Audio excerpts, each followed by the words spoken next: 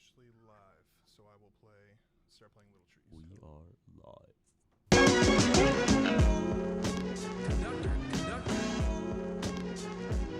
See, it's time for a change and I'm the catalyst. I'm dripping slow-mo with no molasses. Tend to grind till I got calluses. I hope a cop don't beat my ass in the paralysis. Keep it a buck, not about the passive shit. Die with the throat, hope the casket fits. Oh, you got drip, nigga, I bring the rain. Now there's no telling how long I'll reign. Dab clocks with a butane. Super smash a girl, but don't matter who you name. Lost at sea, trying to find the mainland. Sharks smell blood in the water, better pray, man. Narcs in the water, call it gangland. Asking about my next album, you a lame, man. For the last time that shit was an EP. Don't ask me for shit unless you got me on repeat. Patrol for the throne, is the prince's decree. Steady up the ante with every release. Come up, started with my pleats crease. Don't wash away easy like meat's grease. Born to die, so we all missed a me seek. Still, purpose is what me seeks. Supposedly, peace is what we seek. Thoughts and prayers, weak speak. Gigs with a ram, geek speak. Squad more loyal than anybody in Greek week. Hey, look, some of my partners over there just made a bet that I couldn't start a conversation with most beautiful this girl. Let's go get a drink, but they not. Levine hats with the windows tinted. Air balls kept the mood scented. Pops giving game in between the stop signs and Delphonics. My homie Mike had the white girls on Ebonics. Never a player, I was four corners. Reading Malcolm while my peers was playing four corners. Only youngin' in third grade with Stacey Adams. Button down vest off a lead wave when Macy's had them. Excellence is never regular. Once you fit the mold, they play your dough like hidden treasurers. Now these youngins rapping like they sipping on some sedatives. Study Jim Kelly while my peers were stacking measure cups. One finger steering like I'm Uncle Spice. Mayfield on the speakers while the cousins out back shooting dice. Out in Curacao had the hostess fetching beans and rice. Fly a superhero I knew growing up was Dolomite. News.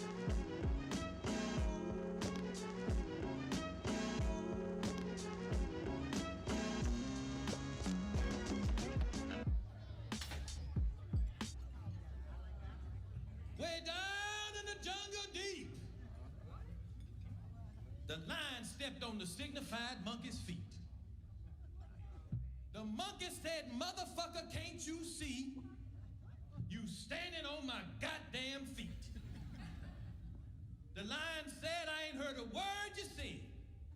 If you say three more, I'll jump off on your motherfucking head." Hey man, don't give me that Buddy Hackett shit. Make that shit swing. Put your weight on it.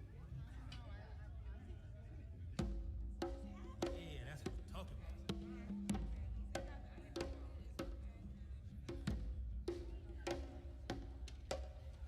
But the monkey got wise and started using his wit. Said he think I'm gonna bring an end to all this ass kicking shit. So I got my first car during my second year of college. I'll never forget it. It was a 1994 two-door Ford Explorer, burgundy red. And I'll never forget the sense of freedom that I felt when I got that car. It had a bunch of miles on it. It was in the shop almost every week, but it was mine. My first government check was from a bag of groceries. Back when my dream was the league, or maybe ballin' overseas. Kept the Yoda vibes with little trees. 2 for $1 from the corner store with jumbo seeds. Suburban luxury, thought that we was living white. Didn't realize they raped the family, now our skin was light. Teachers thought I wasn't like the others, said my future's bright. Thought that I was special, had me played like I was Fisher Price. The 10th among us was supposed to lead. Didn't see a path to make it real while stacking frozen greens. Saw him rob my checker, shady taxes. Who's the biggest thieves? How else you explain the ones who built it got the biggest needs? No coincidence, they call it capital.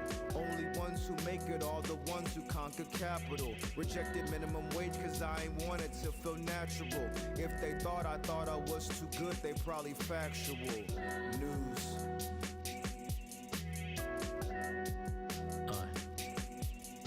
Sometimes when I'm out like a light, tell the pilot to never land. I never wanna grow up like Peter Pan. I forgot to pay the meter, damn.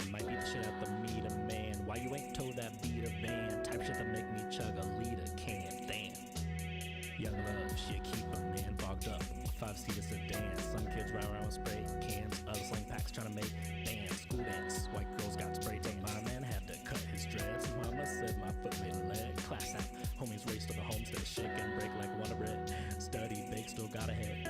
Nerdy nigga, still got head. I overspent, but still got bread. I drank too much, but still not dead. Said I'd smoke until I overdosed, but all I did was comatose. I'm so high, you know the quotes. I swing high, you on the ropes, just trying to keep you on your toes. But this the way the current flows, so I'ma keep blazing trails like Magellan. My life the map, my rap's the legend. Happy Father's Day to a father was never present, but he ain't to blame for all the antidepressants. I hit the earth, this shit's like anti-aggression.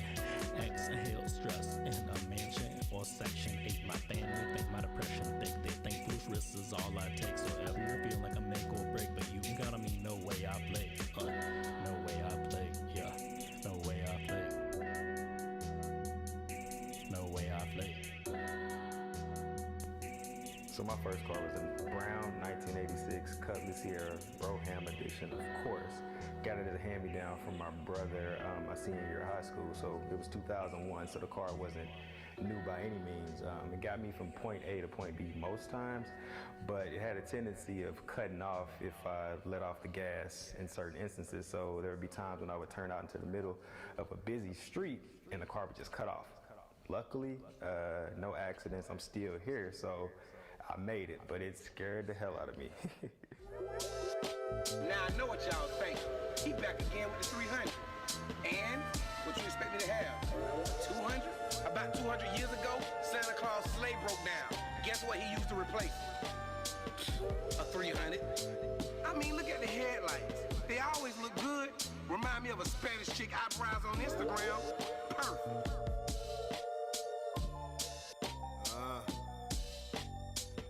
Trying to buy my kids a house and take them somewhere cultured. Get my brother out the trap and on some world exposure. Pay up all these student loans and buy the wife some culture. She ain't gotta shop at TJ Maxx or wait for sales from closures. I used to dream of getting paid from floaters till I got cut from junior college. Trade Adidas in for penny loafers. Mama told me spread my dreams beyond a team of great. For every job I ran, $1 million in and up is off the AG. Wasn't drafted, now she gonna ghost your ass like Patrick Swayze. Lay down with a star to get that child support like Newton's babies. From a distance had that Chrysler looking like a Rolls. Same year that Ye was touching skies and preaching drive slow. I hope my come up showing way before I'm smelling rose. The best part of waking up is ocean views instead of Folgers. One day I'm walking out the door and leaving Sally Mae. Leaving all her texts on red and changing out my last name. I knew I could take over the world. That's why I choose less. Sometimes I wish I knew less. Go to pay less cause you're shoeless. Greatest weakness, the last thing you guess. I don't even know myself. Maybe I should do less. All my hurt toothless. Fury the night like toothless. Bedroom studio, call it bootless. All y'all niggas clueless. Ain't you ever had a suppress? What's the point? I should digress. Tell me on this up a lot less. Flaws can be hard to digest. And I got hypotheses, they dusty, so I polish these. Yeah, I don't know shit. Socrates and I'm no grammar Nazi, but y'all missed an apostrophe. This is how it ought to be. Excuse me, sir, please pardon me. Plant ideas with my garden seed. I'm balling like James Harden. G, you'll learn it literally pays to be frugal. Being illiterate proves to be fruitful. Look me in the eyes if you want to be unfruitful. Man, you better you know I'm a cuticle. Can't call shots while you hiding in a cubicle. No average Joe, I'm beautiful. No title seems suitable. Sometimes my finger get tired, and I don't want to hold the window. Do it with no hands, baby. 300. When Nelly came out with the song Grills, he was only talking about one grill. It wasn't in his mouth. It was on my 300. Chrysler, that is. Somebody gonna tell me a 300 ain't nothing but a wannabe Bentley. A Bentley got wings on it. Does that mean a Bentley wanna be a plane? Psh. McCartester Andre Zimmerman was a hip-hop fan back in around the year 2000. Any rap singer worth his salt had to have a Cadillac Escalade. And that's what Andre is testing today. An automatic stepladder makes it easy to get in. The modern ignition button seems an odd contrast to the old-fashioned shift lever on the steering column. From the outside, there's no mistaking the impression the Escalade intends. Get out of my way, I'm important. The brutally angular appearance almost demands attention and is the perfect choice for a rap artist looking to turn heads.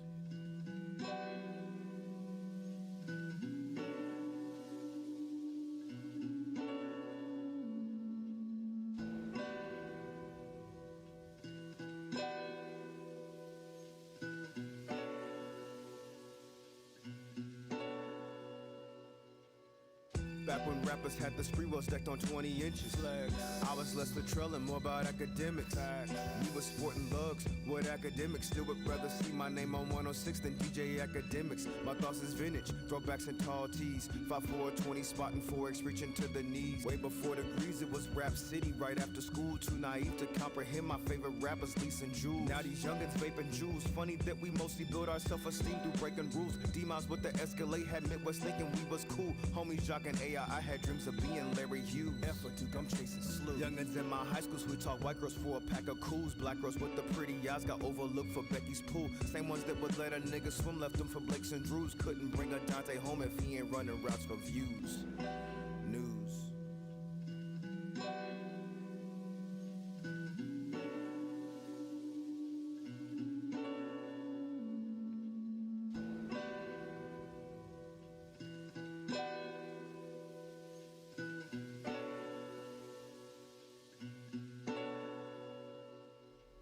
You so mad I'm rising to the top. You riding the wave and willing to take the slop. I'm sweeping the room with the broom, but you can use the mop. Just be careful you don't slip and drop.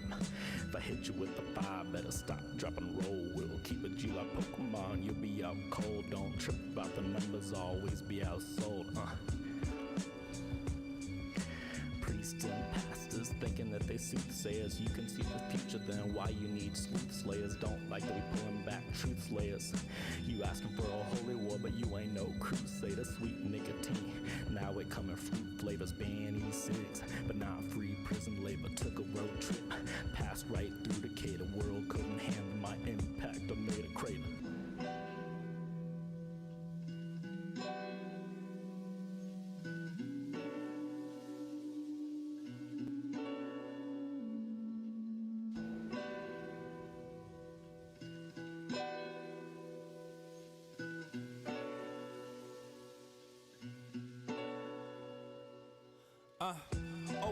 Remember what in the Cadillac with my niggas rolling through the town. That's my habitat. Mitchell and Ness with the hat to match. He had 5, then we had to match. Blunts rolling back to back. This was my late teens, matter of fact.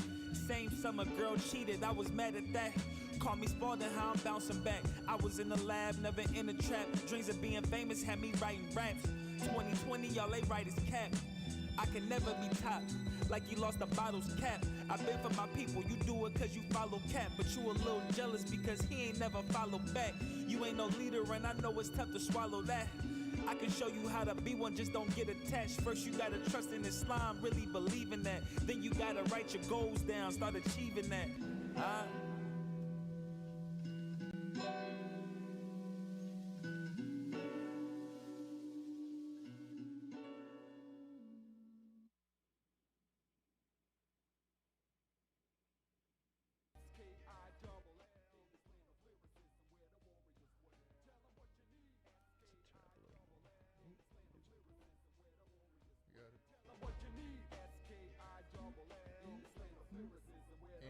What's up, everybody? Northside Plugged, we back. Welcome back to another edition of Northside Plugged. Thank you all for tuning in as always. We appreciate you all. Thank you for everyone tuning in. As always, it is August 19th, another beautiful Thursday here in the Windy City. I want to thank you all for listening to that. Very excited. We got special guests in the studio today. We got our boy DNA back in. What's up? How you doing? Thanks for having me back. Of course. And we got on the line, we got his collaborator, Brotha Newz. Brotha Newz, you still with us? Yes, sir. Yo. Excellent. Excellent. Just taking a listen to his project as we all were. So we want to thank you all for tuning in. We'll get to chatting with our friends as soon as we can. We just want to say thank you. Tune in. Make sure you follow us on all your favorite social medias. You know, YouTube, Twitter, Instagram, Facebook. You know the deal. Sorry for missing last week. I apologize, but I watched the show. It was a great show. Shout out Ray Alyssa. Yeah, Ray Alyssa. She was really cool. She was really cool. Yeah. Super talented. Yeah, that performance was really cool as well. Mm-hmm. Oh yeah, absolutely. We got some good content, so it's gonna be good. Yeah, exciting. As always, we're trying to step up that content game. So make sure you follow us on YouTube. That's where our bread and butter is for the content. Bread and butter. Our bread and butter. So check out. We'll get into it, but check out the Mox vs. Bochy championship battle from the Elevate the Community Jam. We'll elaborate, but that's underneath. You can watch that after the show. Just want to drop that. Continue, boss man. I'm sorry. Yeah, no, thank you. Yeah, so excuse me. So since we got both our guests in, why don't we just get right into the interview? Yes, sir. It is kind of a weird period of sports, so there's not really much for us to talk about, as we usually do. But we'll get into everything else later. But while we got our friends here, we might as well chat them up. So, DNA, welcome back, my friend. Thank you, It's man. been, Happy to be here. Bell ring. It's been... it was like November 2019, I think? It was December. December. It was December 2019. G right? and I were It was talking about that outside. Yeah, it Mhm. was just under 2 years ago was the last time I was Crazy, here. man. After I dropped Sequence, I think. So. Yep. Right. Yeah. Absolutely. Yep, and we're happy to have you back after all this time, and excited that you've been creating more content in this recent little Treez. I really enjoyed that. Yeah.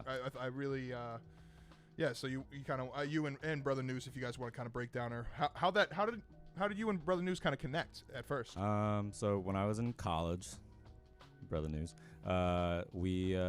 he saw a video that I made kind of talking about Black History Month, and he taught one of my best friends, Grace, who now lives in Seattle, in high school. And so she connected us, and I went to the studio with him. And that's how I met not only him as a mentor, but also Conductor Williams as a mentor, and they really helped me grow and hone my craft. Shout out to the conductor. Yeah, and Brotha Newz has wanted to do a project for a while, so I think around January or December, we started working on stuff more seriously, and we recorded remotely for most of it. And then one of his homies did all the mixing and mastering. But yeah, so I've known, when did we meet? 2016, I think. So I've known David for a while. Yeah, it was an honor to do a project with him. He wanted to do one with me for a while, and I wanted to wait until my skills were up to par For sure. for such a talented lyricist. So I'm grateful to have a project with him, and we do have other projects in the pipeline. David, you want to elaborate on anything? Yeah. I mean, he said that it was college that he was in. I thought he was in high school, but we won't. But yeah, I mean, we had actually done a few like tracks. He had me be a guest, I think, on maybe 2 tracks previously, and I was just like, I was in a space with COVID and the shutdown where I just really wanted to put out content. And Absolutely. I felt like collabing with other artists was going to push me outside my comfort zone of like not just making the same kind of sound and stuff. And so he was one person I thought about. I was like, DNA has a really unique sound, really eclectic but like nice smooth sound. And I was like, it would be cool to like get on a track with him. Plus he's younger than myself, and just see what comes out of it. To push myself outside of my comfort zone. So. I was happy with the project. It was a really cool process. And yeah, like you said, we've got some ideas for other stuff in the future. So I think it's pretty cool how DNA said y'all were collabing remotely. Do you guys want to like elaborate on that?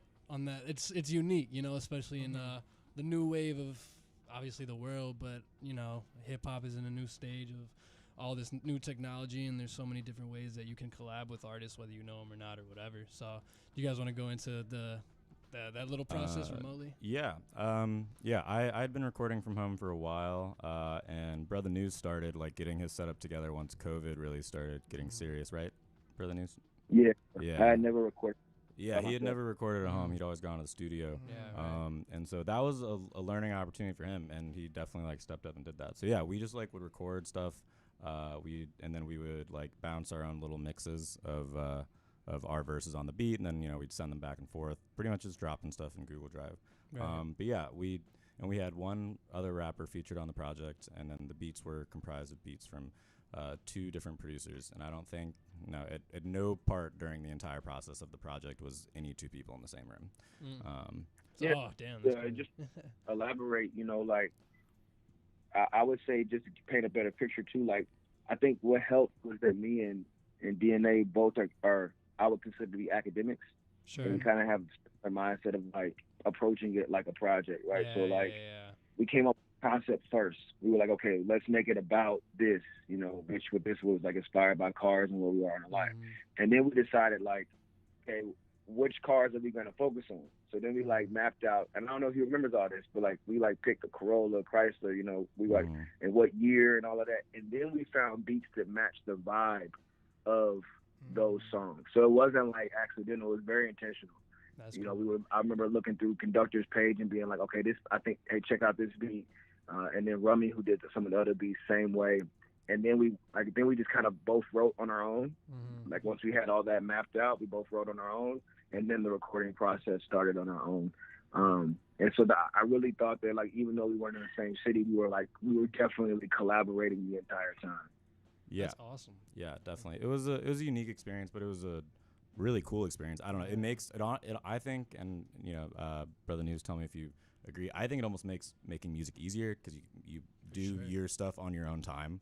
And like everything's like kind of asynchronous. So like, you know, when he's got a night off, and like doesn't have to like watch the kids and can like go and record for a couple of hours, he can knock out a bunch of tracks and then like send them my way. But yeah, we both kind of started at like opposite ends of the project from what I remember though. Like, in what way? Yeah. What do you mean? Opposite? Like, go ahead. No, I was just gonna say, like, I agree that it takes a lot of pressure off when you record yourself. Like, if we was in the studio together, like, there's that one, rap is competitive as hell. Right. You know what I'm saying? But then, like, I know just like he felt like he wanted to get better as an artist, I've been in the same space. So being able to record yourself and like mess up a million times and nobody knows, you know what I'm saying? Yeah. It just made it like less anxiety ridden. So yeah, just throw that in there. Yeah, that's cool. Yeah, no, it was a good process for sure. We will be doing it again. Thanks. So I don't remember if Dan asked it. What was the inspiration behind the name Little Treez? Why not them big trees? Eh? The car scent things. Yeah, they're just like so iconic. That's what's up. And yeah, I think Brotha Newz came up with the name. That's busted. And I had come up. The original concept was actually what Waterway's concept is. It was around a car wash. Okay. And we liked the idea of cars being symbolic and like instrumental in showing where you are as a person. You know, whether you're a teenager, whether you're in your 20s, whether you're in your 30s. You know, everybody like attaches so much emotion and so many of your memories like to your car. At least I do.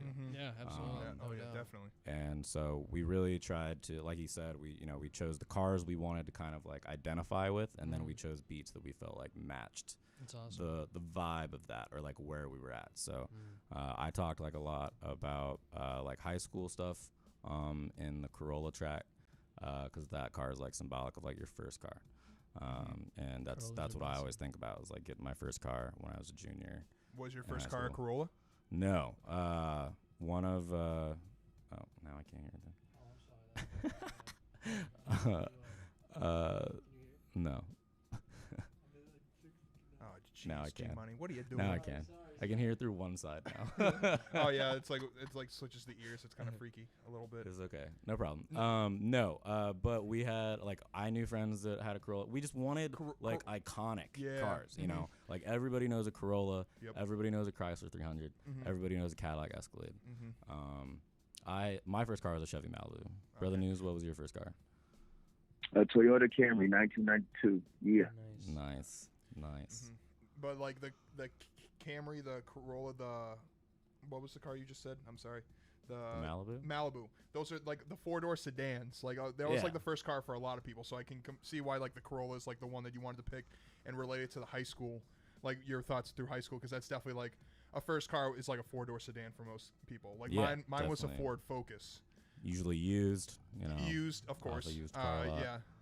And then but I definitely agree with you. That's a great point, is that like so many memories are made like through the car, what car you had, or like so much of that can stick to like the memory of an event. Yeah. Of like, because we had to go, we all piled into my van, because I had a van for a while, so like I always think about like how many people we had the van, how we got from A to B with 9 people in the car and things. Yeah, if you had a van, like you were the guy. Yep, I was always the one driving people around. The boss van.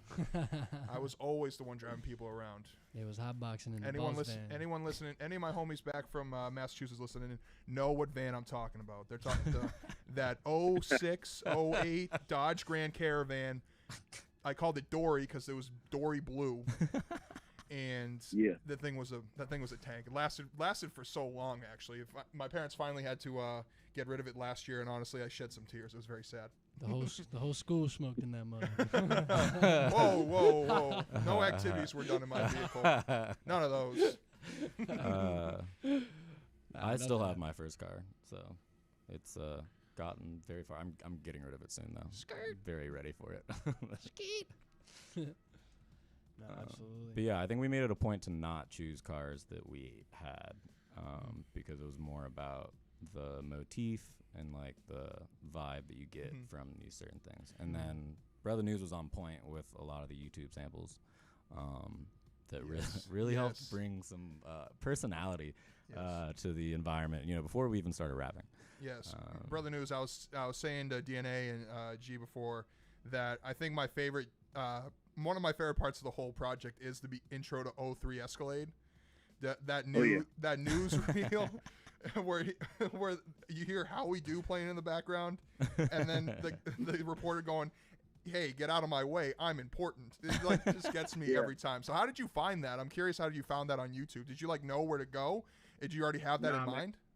I had no clue. I just knew I knew I wanted to find something that highlighted the fact that the 03 Escalade, from 03 to 05, anybody who was a rapper or a basketball player, football player had an Escalade. Oh yeah. And so I was kind of corny, you know what I'm saying? And I found that Chrysler big, and so I was just looking for I was searching a lot of I don't know if y'all remember back when MTV would do cribs or NFL rookies and stuff like that. So I was trying to find was there an NFL rookie talking about spending his first check on an Escalade or something like that. I just stumbled across this random British dude talking. So it's just one of those things you go down a rabbit hole and you kind of get blessed in the process. So that's all that was. Yeah, I was not expecting as hysterical of samples when he sent me those. I was like, oh my God, these are ridiculous. So I was excited about those. Oh, go ahead. No, you're good.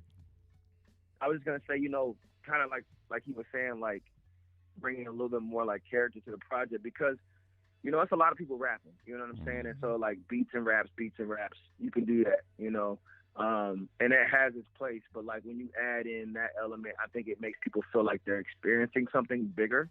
You know what I'm saying? It's more of okay, I'm listening to a project that was intentional.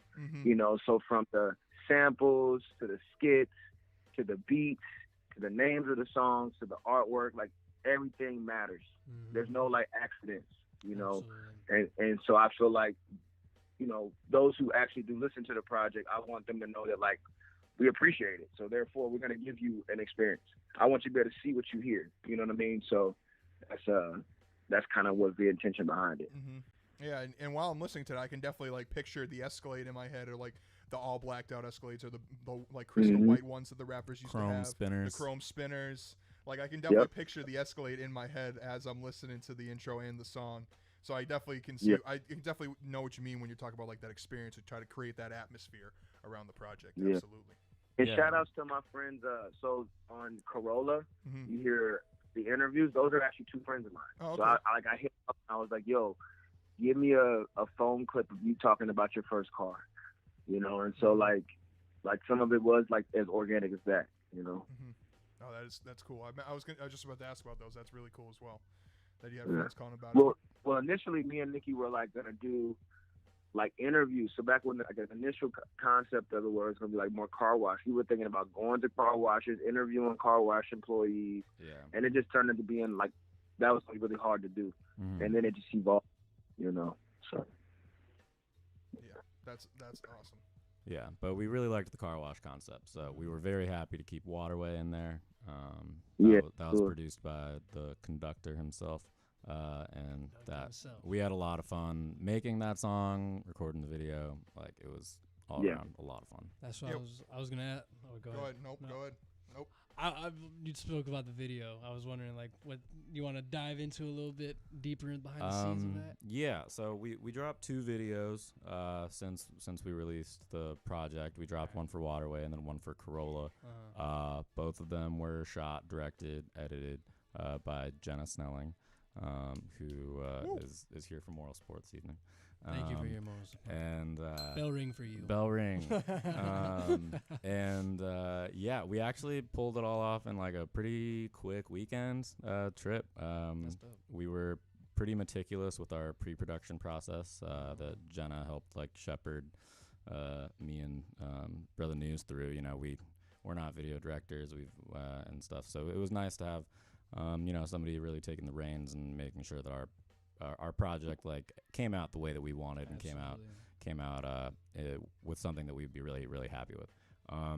So yeah, we Jenna and I drove down to Kansas City, and we shot most of Waterway on one day from like 10 a.m. to like 2 p.m.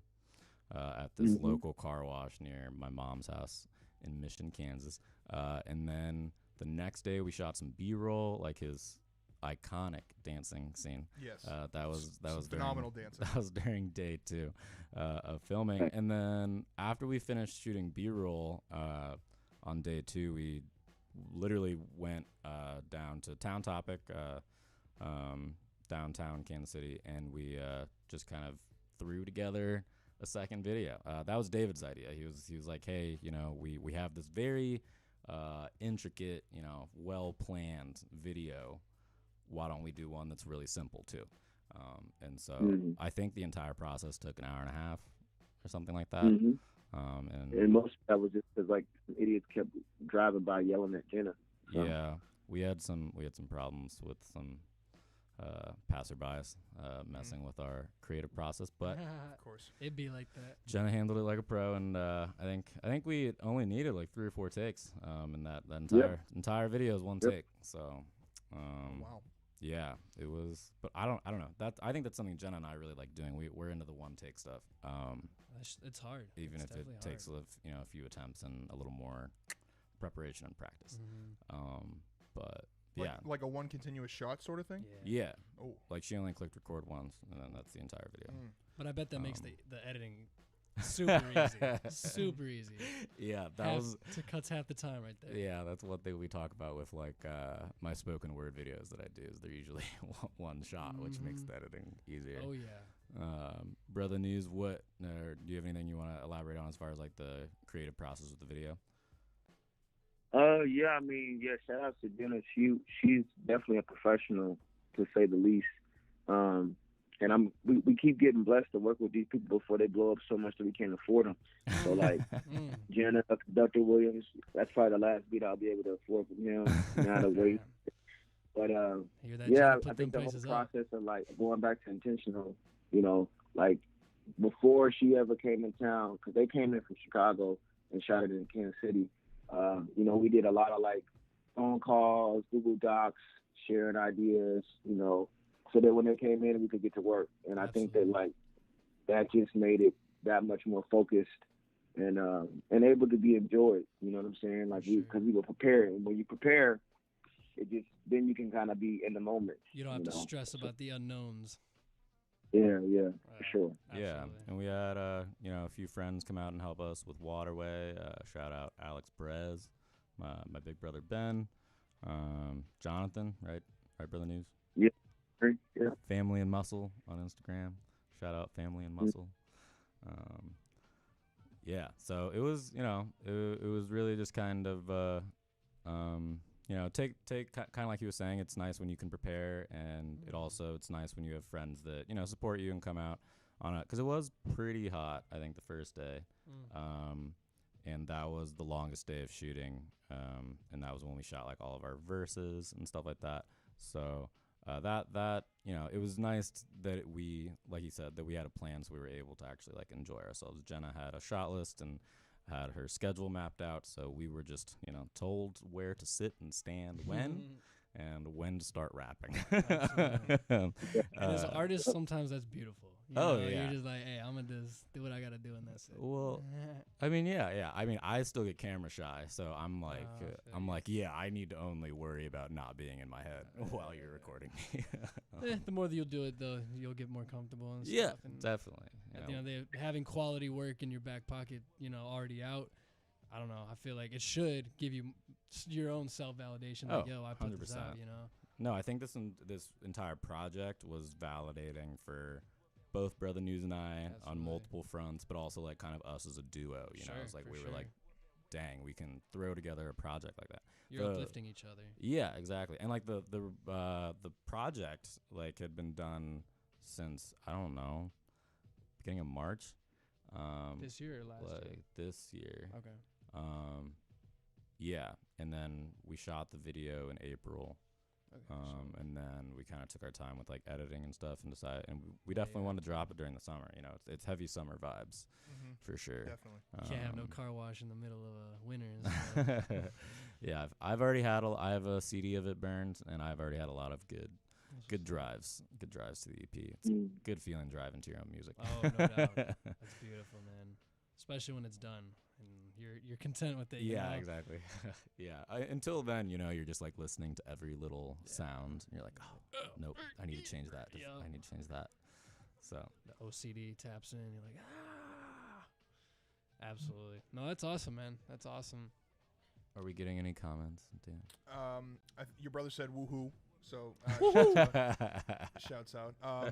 Pedro said that van, referring to me. He said took us to Cincinnati in college. That's true. I did have it here. I did have it in Chicago for one semester. So that is true. Andrew Littleton said speak for yourself. I don't know if he was referring to. Yeah, I don't know what he's. That's too vague. Too vague. You got to be like reading these in real time. Yeah, I know. I always forget it, and then I get too lost. That was what happened last time. I think we had like a bunch of questions and we had like skipped like all of them and we just like kept so if you have any not this time, bring it back. We've improved this. Andrew Littleton said bring it back. Bring it back. Bring what back? Elaborate. Speak for yourself. Elaborate us for again. Speak for yourself. Speak for yourself. Elaborate. Bring it back. Bring it back, Brotha Newz. So we've been finally having. There we go. Oh, about the car wash in the winter. Speak for yourself. Andrew, you are a brave man if you do the car wash in the winter. You're a brave man. Go through there.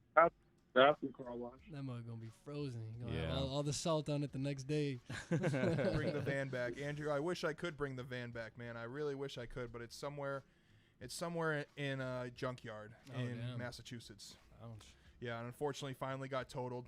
In the sense that it was more expensive to repair it than it was for its like trade-in value. Did you total it? No, I didn't total it. No. It was just like travesty. It just wasn't worth anything anymore. Yeah. And like my parents had to replace the brakes, and then at that point they were just like, yeah, no one's really using it, so we're just gonna get rid of it. And yeah, my car is on its last leg, and I'm ready to get. He's been very faithful. His name's Kenny. I don't know if you guys name your cars. Brotha Newz, you name your cars? Nope. No, I figured you didn't. It is. I feel like that's something you probably made fun of me for when you got in the car. Yeah, like I said, my van was Dory because it was Dory Blue, so I had no choice but to name it Dory. Yeah. I mean, on the note of like he doesn't have time for that. It's nice to have somebody that comes from comes from and is at a very different place like in your life to like collaborate with. Our content is very different and our styles are very different, but we have a lot of intersection, kind of like he was talking about, you know, both being like black academics and stuff. We both take our craft very seriously. We both spend a lot of time writing and a lot of time like honing our writing, let alone like the actual rapping. So it's nice, and you know, not all rappers are like that. You know, some are just like, nah, give me the beat, I'm gonna go freestyle for 30 minutes and I'll give you my favorite 30 seconds. And I'm like, no, you know, be meticulous. So it's nice to be able to work with somebody that shares your value, I guess, of the time and the craft. What would you say? I don't mean to cut you off, brother, but as two intellects and putting your minds together, I guess, how did you come up to find your overall theme, and was it challenging? Because I know when you have, you know, big minds in the same room, sometimes, you know, I don't want to say butt heads, but sometimes you can't always come to an agreement of like a set direction. So was there any challenges within the process, or were you guys kind of on the same page the whole time? I don't know. We're so different. I don't know that we were like usually on the same page, but we are both like good communicators, and so like we had no problem like balancing ideas and like weighing the pros and cons, and then we would be like, oh well, no, that's your idea is good. Let's do this and then this, or we'd like combine ideas and stuff. That's dope. But we both think very differently. Like we were both coming up with very, very different ideas. But the theme was pretty. The theme started because I liked the idea of a car wash concept. I was inspired by the movie The Wash, starring Snoop Dogg and Dr. Dre. If you haven't seen it, it's a great film. And so like Brotha Newz said earlier, our original concept was to do the entire tape around the car wash, and then we were realizing that'd be pretty complicated. And Brotha Newz was like, maybe we should like have Waterway as like the car wash track, and then let's branch out and like choose some cars. And that ended up giving us a lot of diversity of content. Like the first track, we said we wanted it to be like traditional, like OG gangster vibes, basically. Black Dynamite, I think, was who we said was like our Dolomite. But Black Dynamite is also a film. And that was like another vibe that we were like kind of getting for that. But the Dolomite sample that Brotha Newz chose for that was pretty funny. I really enjoyed that. I think it was a good way to start out the project, for sure. So, I was kind of, initially, like with the theme of the cars, there was really no clash there. I think when the moments where we had like areas of like trying to get on the same page was more like post the actual product, figuring out how we were going to put it out. And a lot of that was just like generational. Like I'm still like, I come from like an era of like people were still buying CDs and cassettes and stuff, like, you know what I'm saying? So like I'm still learning this time, and what's going to put it out there and what's going to appeal to people. And so I think that's where like there was growth for both of us. Yeah. Because neither one is wrong, and our rapping styles are so different, but I think that like that was exactly what I wanted. I didn't want us to be like rapping the same, so like when it came to like lyrics, we weren't policing each other's lyrics. We just knew, okay, this is the vibe. Now go. You do what you do. And I knew from having heard his stuff before and like being on some of his projects, like I knew he wasn't about to say some stuff that was just like off the wall that I couldn't associate with. But, besides that, I could care less what he said because I knew it was going to be within the theme. He knows how to focus his content. So you can't put too many barriers on the creative process. Yeah. Yeah, no, it ended up working pretty well. And earlier, you'd like kind of asked for clarification when I said we worked from like opposite ends of the project. Like we both kind of started on different songs. And I remember there was one, I think it was actually Corolla, was the last song that we finished and we were waiting on my verse.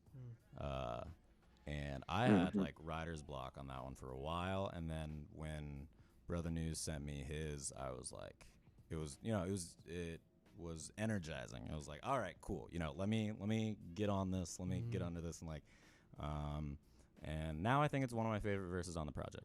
And then, we got to do the video for it. And it's just like such a laid back beat. There's like, we both have very meticulous like writing styles. And I definitely wasn't worried about what he was going to be rapping about. I was just like, all right, I gotta step up my game. I gotta keep up to par with Brotha Newz.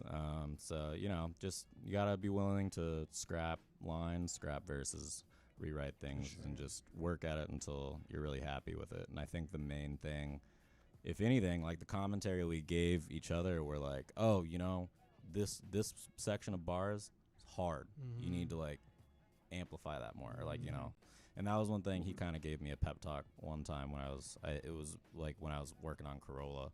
I was like, yeah, I have this verse. I like what I wrote. I can't get a takedown that I like. And he was like, it's your apartment, it's your house, you're recording at home. Sit there and do as many takes as you want. Like, don't worry about anybody hearing you or anything like that. So, as long as I've been making music, it's still nice to get some encouragement and, like you were saying earlier, kind of uplift each other and stuff like that. So you need it, especially during the pandemic. And light a fire under your butt, So Yeah, good. If you're sharing a project with somebody, there's a lot more incentive to do your part. Absolutely. You know, you don't want to let the other person down. Yeah. So, and I really felt like our styles and our different perspectives blended really well in this project, and I'm excited to see what it does on other projects. We got a couple new concepts that that are in the works. So we'll hopefully have another project out in the next 6 months or so. Oh, okay, that's buzzing. Yeah, it's August. I'd like to say that there will be one out before the end of the year, but I don't, want to say something I can't deliver on. But it was like, the recording process was like fun, easy, chill, cool. It was dope, just like sending verses back and forth with somebody who's just as passionate, Absolutely. Brotha Newz, I got a question for you. Yeah, what's up? You had mentioned how the new era of music streaming and all that you're getting used to. Would you like to elaborate on that? I'm curious about how, like, your own perspective of having kind of lived and seen and been more consciously aware of, like, the game is changing big time, and as an artist, I have to stick with the times. Are you able to elaborate on that a little more? Yeah, I mean, I remember going to Best Buy and stores like that, and like, being excited about a release. And what was different then was like, you may have only heard like one song, or like you couldn't sample the music and see if you liked it, right? So like now I can go listen to as much music as I want, and I don't have to like invest any financial, into it. Whereas before I go buy this CD for $10 and I just hope that joint's a banger. Yeah. Maybe you come out with one or two or maybe three that you like, and then the rest are just like, eh. Yeah. So then when you do get a project like a Nas Illmatic or, Biggie Ready to Die or Pharoah Monch, like you be like, yo, this is crazy. Came up. Because back then, albums, like you talking about like sometimes 20 songs. Right. Like the Wu-Tang Clan joint was like double CD. Like Absolutely. It was like 30 tracks, bro. And so like it was unreal. You were investing and you felt a relationship with that artist because you were giving your physical capital. You know what I'm saying? And so that was a different relationship. And I think that it doesn't make it better, but it was definitely more organic. Sure. And also the artist had a better chance of making financial capital off of it. That was a time where like you had to get signed to really get on. Now, the independent movement is a lot more accessible. So like, me and Nikki, we were able to get this on Spotify and all that. Just I had to pay a distribution place and take care of it. So there's really no excuses as an artist to get your work out there. Yeah. And it is nice to be able to like just put your stuff everywhere and people have access to it. But the return of it is a slower process if you don't pop. Right. So like, I have no shame in saying like me and DNA's project is like right now over around 300 some odd listens. That doesn't really drop anything into the bucket. Now, if 300 people paid $10 for our project, now it's a different experience. Yeah, You feel me? definitely. So like, we could take that money and invest it and flip it back and do something else. And so it's a slower burn, but it's also like, at least for me, and I can't speak for DNA, like it's definitely something I'm doing because I love it. Absolutely. You know what I'm saying? Like, because like I have no grandiose expectations to like pop. You know what I mean? Sure. Like, and if it happens, me and him will be able to know like, we really like did this and kept our integrity and kept our character. And like we did it the way we wanted to. Yeah. I'm sorry. What? No, I just said we did it the way we wanted to. Yeah, like at no point did we ever say like, yo, let's try to make a radio banger. Like we never said that. It was just like, let's make good music that we like. Like I make music that I like to hear, and I like DNA, like I listen to this stuff over and over and over to like a crazy exhaustion. I have a few people that I send it to like wave files and I'm like, yo, tell me if this is whack.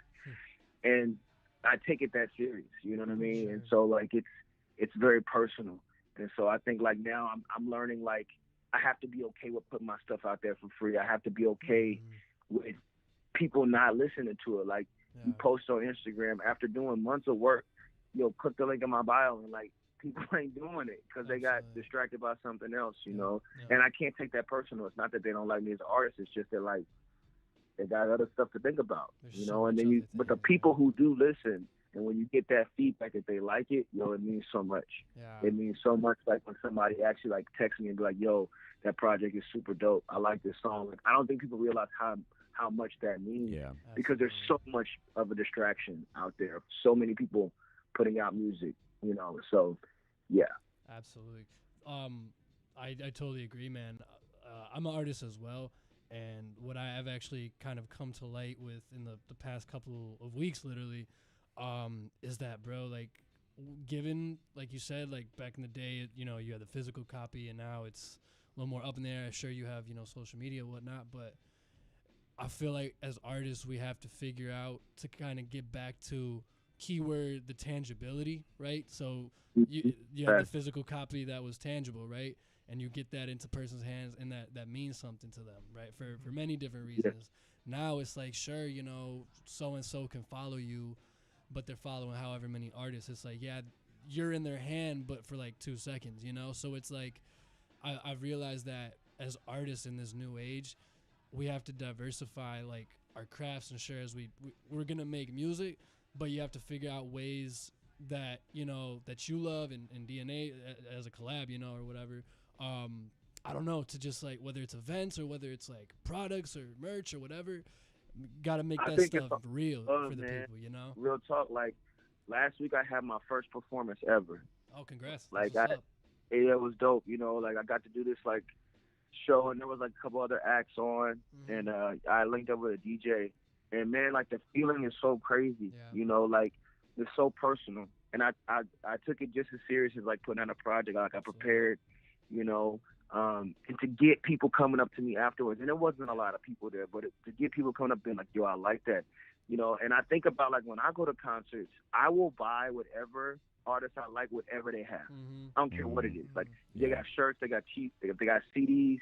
You know, even if my car don't have a CD player, I'm buying that, because you do feel like this personal relationship. Like when an artist gives you a good show and a good performance, and you spent your money on it or your time on it, now there's like, hey, I know him. You know what I mean? Like they're like a representation of you almost, you know? Because you choose man. It to be like one of my favorite artists, he goes by the name of Odyssey. Okay. He talks about that. He's like, that's why I take pictures with my fans afterwards. That's why I sign everything, because like that makes those people feel like I am indebted to this guy. Like whatever he does, and I think that's what it is for me and DNA. Like that's what it's probably gonna take. Is like that niche cult following. You know, and that's gonna take time, you know. But like, but if the work is good, your third project may sell your first project. Absolutely. You know, people, because when I find a new artist, like, you know, I'm just now really starting to listen to Isaiah Rashad. So now today I'm listening to his first mixtape, Seville Demo. I'm like, yo, I'm listening to everything he's ever put out. Like, so good. You know, absolutely. It's all about keeping it real, man. You know, keeping it real with yourself and true to the art, and then. So and it's so hard, especially within hip hop. I feel like when you're trying to make real, authentic, you know, intellectual music, it's harder to get yourself out there, because not as many people are, I guess, biting onto it, or not as many people are gonna be able to understand, but it takes them a little more time. It's not like, you know, a lot of stuff you hear on the radio that's just very easy to consume. You can just bop your head, whatever, you know. So yeah, man, you know, you just gotta be creative. But I mean, I think the fact that you guys are collabing, and especially during a pandemic, we're able to do it the way you're doing, I think that in itself just shows, you know, like, yo, these dudes are down to get down with it however they need to, and there's only better and more coming, you know. Yeah, no, I appreciate it. I definitely echo those sentiments, and like kind of circling back to what Brotha Newz was talking about like, you know, just putting things out and not expecting like anything in return. You know, I mean, him and I have talked a lot. Like our music careers are a debt, not an asset at this current juncture. And yeah, I mean, you know, you got to invest in yourself. Absolutely. I'm a big advocate of investing in yourself. Absolutely. If you're not going to spend the time and put in the effort to you know, go after the things that you want, to purchase the expensive equipment that you need to do the things that you say you're passionate about, you know. And yeah, and I like even when we were talking about releasing videos and stuff, that was one of the things, you know, it was helpful to have Brotha Newz kind of like talk me away from the cliche of like, you know, trying to garner all of your views like in a single spot. That was like one thing we talked about a lot. Was like, okay, when we drop the video, are we only dropping it in one spot? We dropping it in multiple spots? Are we only doing it on your profile, my profile? And at the end of the day, we decided to like publish them, you know, everywhere that we possibly could, pretty much. And so, and like we uploaded them on Facebook, we uploaded them on YouTube. Well, Brotha Newz is YouTube because my YouTube isn't very active. But I was gonna say I couldn't find it on your YouTube, so. Okay. Oh well, I guess I need to upload it to my YouTube if you went there looking for it. But no, but if it's on Brotha Newz's YouTube, then that's a perfect place for it. And I understand what you mean because, like, I saw them through Instagram, and I think that's a great place to put the music videos. Yeah. But I'm glad that it's cool to hear you say that you guys thought about that, where to post it, and like if you just want to put it one place versus multiple outlets. That is actually kind of interesting perspective that you guys actually thought about that process. Yeah, I mean, it's funny, you know, you're always wanting to get like streams, but I think it's like it's not about the money correlated to the streams because we know we're not going to make a bunch of money off the streams. Right. It's like you just want your content to be seen or heard by as many people as possible. Yeah. And so yeah, we just like published it everywhere, and I'm the most active on Instagram, so I promote a lot through Instagram, and so I definitely wanted to post it there. I watch like music videos when they drop on like IGTV and stuff. So yeah, you know, it's all about accessibility and making sure that people can get to your content. And like you're saying, so many people today, like, you know, they'll skip a song after 5 seconds if they're not like falling in love with it. So, you know, like intellectual rap and things with a little more density take time to be digested, you know. It's like and that goes for like myself and probably Brotha Newz. I want to speak for him, but it's like when I listen to albums by like my favorite rappers that are much more lyrically dense, it takes me, I don't know, 4 or 5 listens, and I catch new bars every time. You know what I mean? Every time. Yeah, I see questions in the chat. I don't want to ignore those folks, but yeah, like real talk, like I realized very, very early on in my like music career, like, yo, like I'm not making no money off this. Like I remember like one of my songs got like 3,000 plays, and I was like, yo, I got 3,000 plays. Like it was crazy. I've never had a song do that much again. And I got like freaking like $5. You know what I'm saying? Like from like Spotify for that. You know, and I'm like, okay, whatever. Let me put this stuff everywhere, because at the end of the day, you never know when something is gonna trigger a bigger, you know, impact. Absolutely. And it may never happen.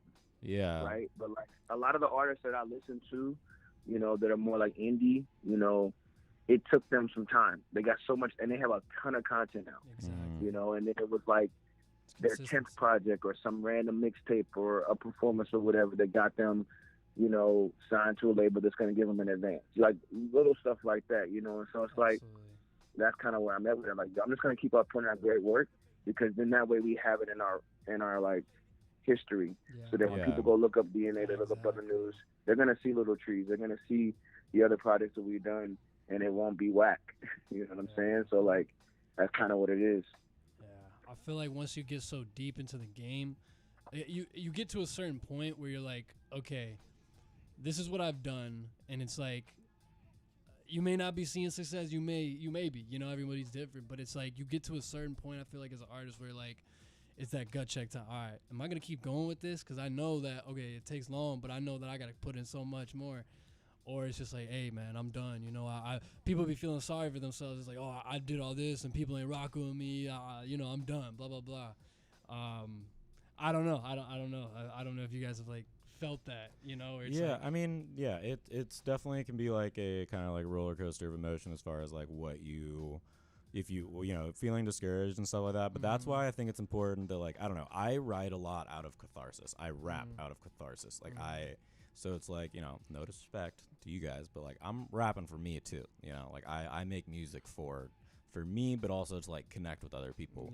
And like Brotha Newz said earlier, you know, like we do it because we love it, like not because we're trying to quit our day jobs.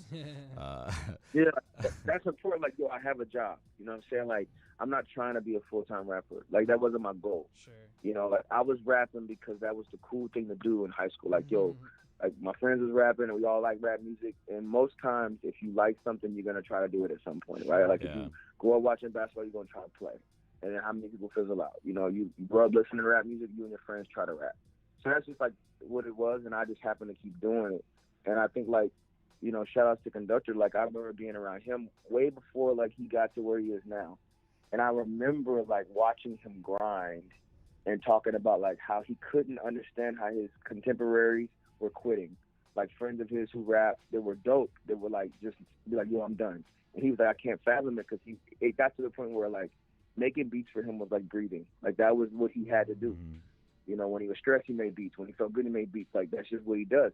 And it just felt like, and DNA probably can speak to this too, it felt like it was just a matter of time, like before somebody like heard his stuff. Yeah. And like, cause he used to like, he used to never post on Instagram. He'd be like, that's not my thing, I'm not about that, boom, boom. To this day, he won't be in a video. I tried to get him to be in the Waterway today. He's like, I tried to get him in the video too. Like, I'm glad you asked.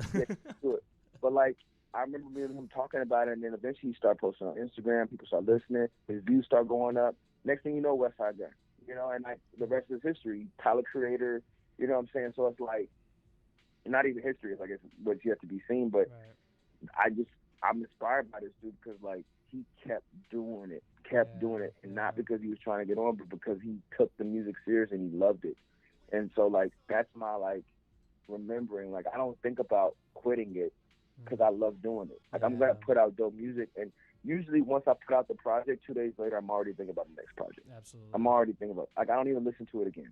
The only reason I listen to Lil Treez now is because I have to memorize the verses for performance. But like, I'm thinking about the next project, you know. Absolutely. And it's just like therapeutic to get it out. Yeah, no, that's awesome, man. Appreciate both you guys sharing. Let's we got a few questions in the comments right now. I think it'd be cool to hit them. Cool. So yeah. What's up? Shout out to Emily. She asked 2 questions, kind of going back to when you were talking about your camera shyness. She asked, "What is your worst habit?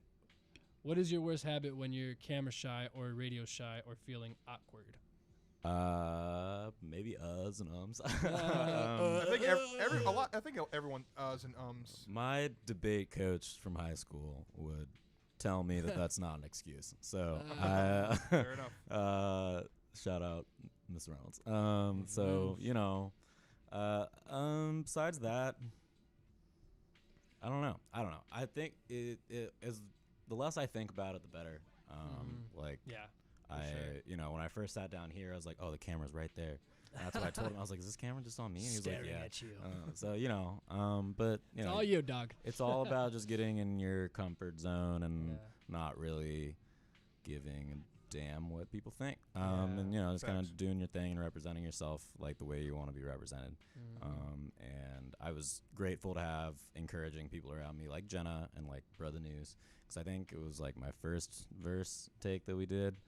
And I was like, not sure. It was my first time like really, well, first off, Waterway was my first music video, and it was my first time really rapping like at the camera, like full force, like in a music video style. That first one is always weird. And and I was like, I'm gonna look like a dweeb, you know, like I'm gonna look like a dork. You don't know how to like move your arms. That's what I'm saying. I was like, I'm be one of those people that don't know what to do with their hands, like Ricky Bobby. Absolutely, like, I'm the I same don't way, know what bro. to do with I'm my the hands. same way. But I talk with my hands, so like I honestly just lean into that.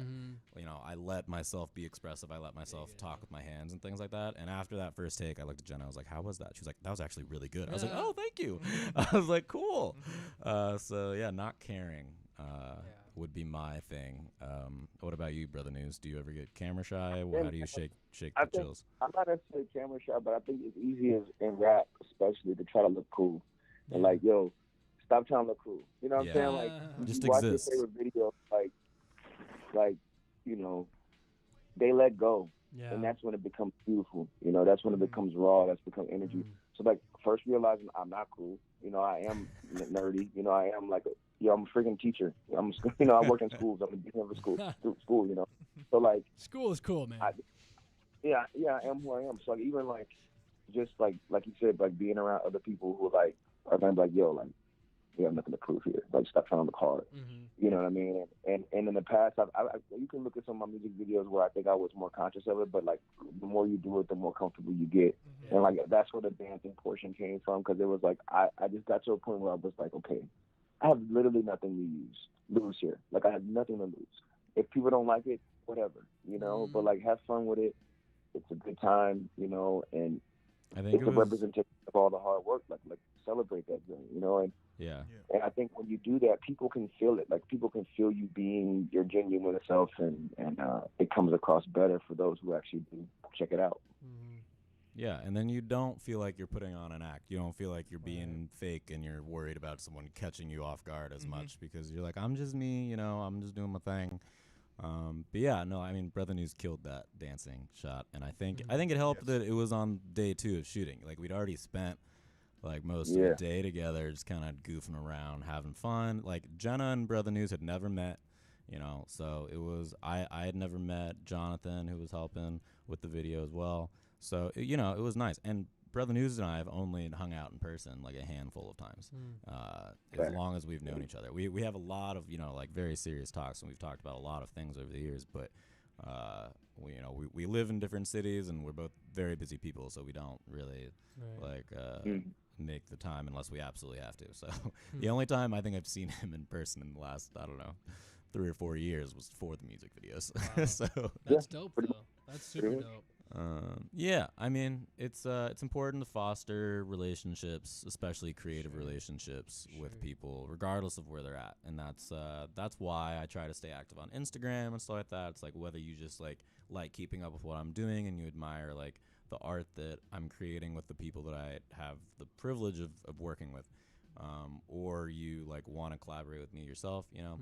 It's always encouraging when people hit you up and like want to collaborate and stuff. So absolutely. But yeah. Do we have any other questions? Yes, we have a few more. The next one was also from Emily. She said, also dream car. Ooh. Like, do you have a dream car? That's a good question. That is a good question. Brotha Newz, you got a dream car? I got 2.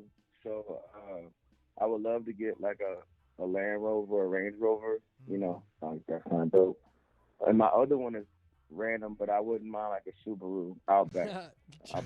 Because I was in this period of life where like I really love going to Denver, Colorado, and I just felt like I had an Outback Subaru, and it just represented like being like earthy and conscious, and I think I need one at some point in my life. You need that nostalgic vibe back in your life, huh?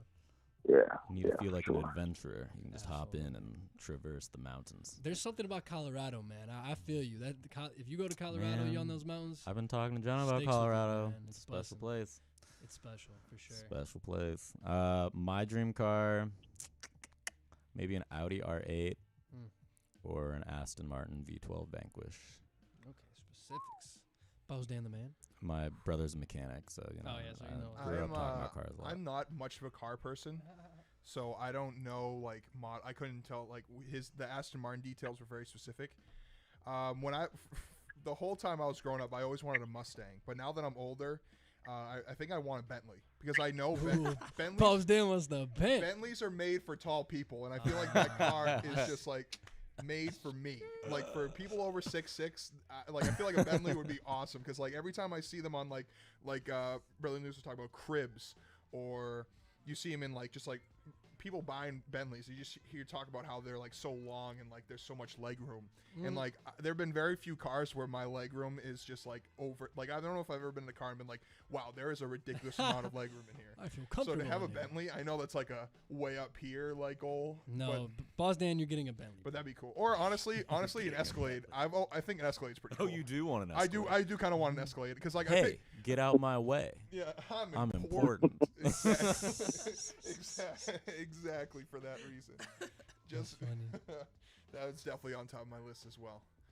All right, another question from Andrew. He has an actual question and then a joke question. This one's cool. All Wait. Ask the bigger question. The bigger question first. That's a dope question. So and I'm really curious as to what your thoughts on this as well. for those of you who don't know, Apple Music and I think Tidal as well has gone to like higher formats of like. He did this on purpose. This is a quality. dope question. I like it. He said, "Do you think you'll drop music mastered for the higher quality platforms like the new lossless or Dolby Atmos formats? Atmos, is that how you pronounce it? Yeah, do you ever think you'll? I'm very curious as what you're, because I know you know all that stuff, so I'm very curious what you're. Well, yeah, and Andrew and I have talked about it before, so I know why he's asking these questions. Okay. Let's see you. I'm gonna go ahead for your answers. I have no idea what the hell he's talking about. Yeah. All right. Well, first off, our project on Apple Music is lossless. It is not Dolby Surround mastered though, so that is maybe something that we could look into. I don't know what that process is like. I know you were just telling me. I'm saying you, Andrew, were just telling me that you were like setting up your mastering system to do all that stuff. So hopefully we'll be in the future. But anything I publish is published lossless, and then I'm at the mercy of them throttling my poor music down to lossy compression. So for those of you that don't know, that just means that to make the file smaller, to stream it to your phone easier, and for you to listen to music easier, you have to make like kind of make the file smaller, and you lose data when you do that. You lose quality when you do that. So that's why Tidal has had lossless streaming. That's why Apple added lossless files, but you don't have to pay extra for lossless on Apple. So it keeps the quality without. It still makes it for your phone without losing like the extra quality. Yeah, it's it has to do with maintaining fidelity while maintaining a high compression ratio. So like, because those files, so I don't, you guys have a general idea of size, but like a song can be like 65 megs, like megabytes. Like with a WAV file or something like that? Yeah, like a WAV file, that's an uncompressed song. Like when you export it out of the program that you're recording into, you're exporting it as a WAV usually, and those can be huge.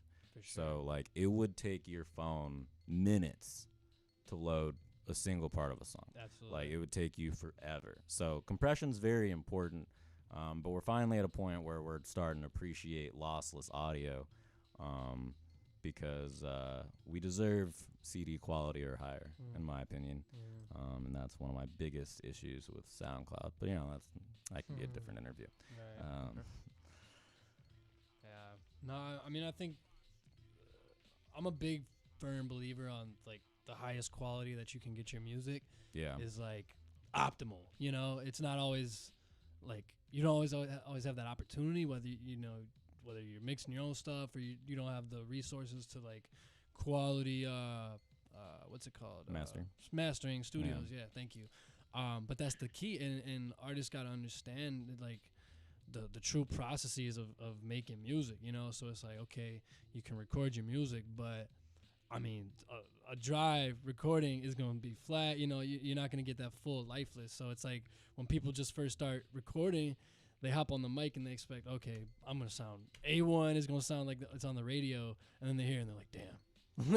Like what the hell, what happened? Mixing and editing takes patience. Like that's something I started learning how to record and mix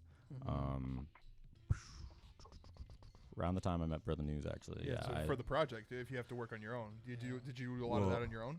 Well, okay, well, so I can mix. I can't master it, but I can mix pretty well, and I did all the mixing for the Waterway music video. But we exported all the stems to somebody who's much more experienced than I am. So, but my singles, if you listen to any of my singles, Code Switching, No Trespassing, Excellence, I mixed all of that, and then I usually have somebody else do my mastering. And it's so worth it. Just to any artists that are listening, it's crazy. Like, mastering, bro, is so worth it. Don't drop your stuff without getting it mastered. Like if you're listening to a song that you think like, the biggest thing for me is like when I'm working on a song and the beat's got like some like girthy bass, like it's like key. You know what I mean? Like it's only gonna sound like until you really get it properly mastered, and then that's when it's like you feel the bang in your speaker, and like it's really like just not mono filling your it's really like filling your headphones and stuff like that. So getting your songs properly mastered will definitely like take your sound environment that you're creating with your music to another level. Really, it really will. And that, I mean, I think that really sets like sets the bar, I guess. Basically, people that are mastering their music compared to just artists that are just like mixing, slight mix, whatever. I think you're taking a huge leap. You feel me? Like in terms of being a professional, you know? Yeah, I mean, it was a conscious decision for me when I first started recording with Conductor Williams. And I was just dropping stuff on SoundCloud. I wasn't taking as much time to get things mastered. He would give me like a good mix. He would do a little bass booster on it, and then he would just give it to me for SoundCloud. But once I started doing like the major streaming platforms, I was like, no, this stuff's got to be perfect. You know, it's got to sound as good as it possibly can. And, you know, publishing on major streaming platforms, it makes you feel like you got to up the ante, and it's made me become a lot better at mixing and editing. Correct me if I'm wrong, but Brotha Newz mainly just like focuses on the recording aspect, and then he'll like send me a rough, but like he doesn't usually do mixing. Correct? Yeah, I have no idea. It's hard, man. I pay for somebody else to do it, you know. Tough, so like, you know, I recognize like, you know, where I'm at with my journey of music, and like for me, I spit on the beats, I come up with concepts, and then I have no problem paying somebody else. Cause I feel like, you know, art deserves to be paid for, and you know, maybe eventually that'd be something that I do, but like I enjoy like bringing in other people, you know, and then that also comes sometimes, like you never know, like maybe that person will also promote it, you know what I mean? So like, cause now they feel a part of it, and so that's kind of been my mindset. Yeah, absolutely, definitely agree 100%. Do we have any other questions? Yeah, Andrew's other question. This will be this is a quick one specifically for you, and I'm curious if you have an actual answer. He wants to know what's Shuri's producer tag. What's Shuri's producer tag? Yep, what's Shuri's producer tag? For those of you that don't know who Shuri is, that's my cat. Meow. She does not have a producer tag. Shuri can't produce. I can't produce. I don't produce. Yeah, people ask me that. People ask me that all the time. They assume because you're rapping, you're who produced it. I'm like, that's not how that works. It's because you mix your stuff, so they think that because you can mix, that you can produce as well. Yeah, you have the not the same thing, as you know. That's what they think. The consumers. But, yeah. I have a question from Pedro. I don't want to leave him hanging. Pedro Garcia got a question in the chat. Yeah, of course. That was thank you, Brotha Newz. So his question, it's a good question. We'll let you start, Brotha Newz. So he asks, do you guys have a process to stay mentally fresh when you're working on a track all day, trying to find the right sound? Or this could be related to the music video. If you're working on the music video all day, like, is there a process to stay mentally in the zone, or like just keep it loose and like keep things going fresh? Yeah, I mean, for me, like my writing process, it depends on where I'm at. Like sometimes I might like write one bar and then I walk away, and then like I'll be thinking about that bar off and on, and then I'll like come up with another line, and then I might come up with like a series of lines, and so it might be like a process that takes like a week or two to finish a track. And then sometimes I get in these zones where I just like I gotta get it all out, and it just comes at me, you know. And so it's not one or the other. Is usually if I can get that first line, then I start like I hit a groove, and so I usually, and I can't sit and write to a beat. I can't. So I listen to a beat, and then I go write, and then I may listen again, and then I go write, and then I listen and like see how it sounds, rapping over it like in my head, and then I go write some more. But like that keeps me fresh, because like I don't want to get so bogged down in it that I'm not like being creative, because then you start like trying too hard. You know what I'm saying? And so usually if I can get it all out, and then I go back and I get super meticulous, because then I'll be like, okay, let me check like literally line for line, bar for bar. Can I have said this better? Can I deliver this better? Can I actually rap it the way I wrote it? You know, like sometimes you write it and you like hear it yourself one way in your mind, and you try to rap that, and it's like you can't even perform it because it's just too much work. And so then you go back and simplify. So like I might write a whole song, and then like the whole process of like editing that joint might come after I've tried to record it. So, like I write a whole joint, like I'm ready to record it. I try to record it, and I can't record it. It don't come out right. For sure. So then I got to rewrite that. You know, I don't know if it's similar for you, DNA. Yeah, I mean, I definitely go back and forth. I got songs that take me months to write. I got songs that I've written in a sitting. My verse for Waterway was one sitting. My verse for Cutlass was one sitting, and the other ones were like pretty sporadic. I write in the back of my head all the time, and I'm like he was saying, I might write down one bar. I'm like, ooh, that's funny, or I'll be like in the shower, and by the time I get out of the shower, I got like 8 bars that I'm like, all right, cool, got to write these down. Worse is when I'm driving, 'cause, texting and driving is bad.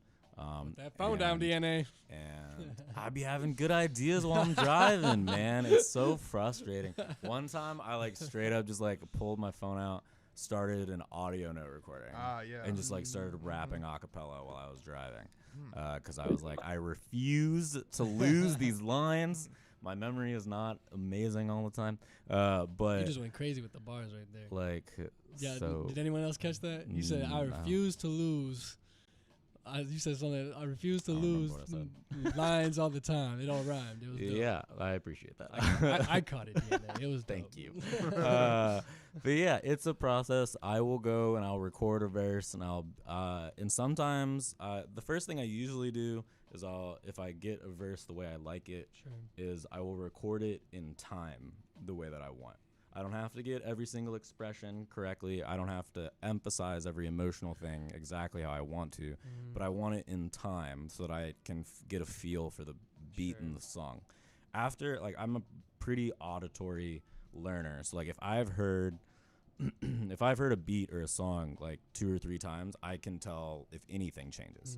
Like if you like remove a snare, or if like I changed a word, or if I pronounce something, if I pause something to pause in a certain way, if I drop a syllable. And so yeah, I mean, dropping syllables and words is definitely something I have to do a lot. Like I talk a lot, and so I write very verbosely sometimes, and so then I gotta go and be like, all right, which of these words don't matter? Like, which of these words can I lose and not lose the point that I'm trying to make? And yeah, because sometimes, I've definitely written multiple verses, and then I try and rap it, and I'm like, who do I think I am? Like that was ridiculous. Busta Rhymes in that mode. Yeah, man. So in my debate coach, when I was learning public speaking a lot in high school, it was always about articulating and inflecting, and so I have to get like articulating down for timing, and then I need my debate coach always said you can't put real emotion behind something if you're reading.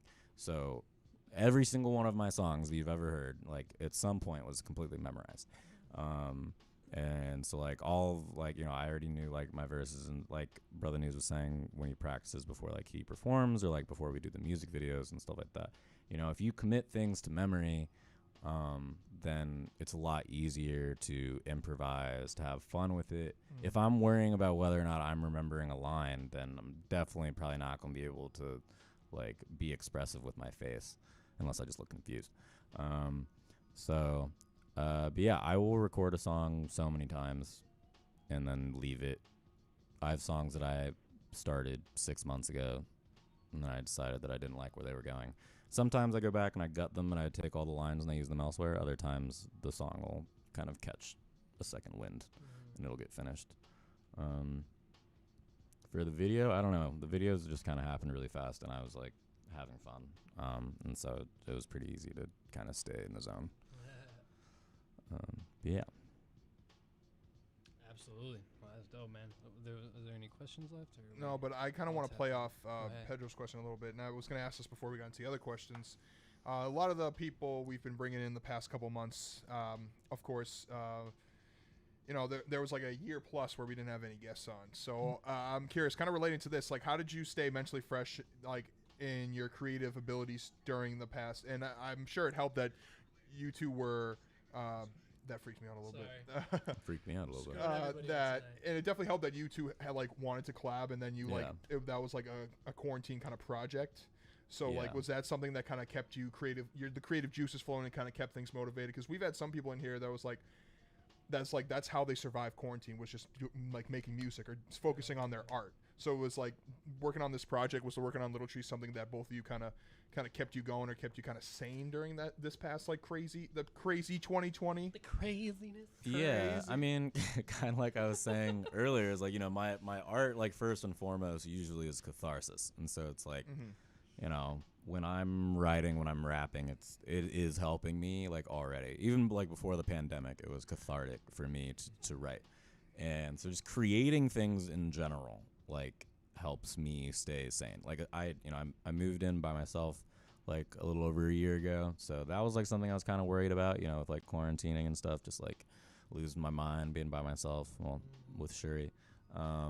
But yeah, like, I just channel all of my anxious energy that I can control into creative projects, and so it's not always rapping, but that's like my de facto. Right. I can always write some bars. So what about you, Brotha Newz?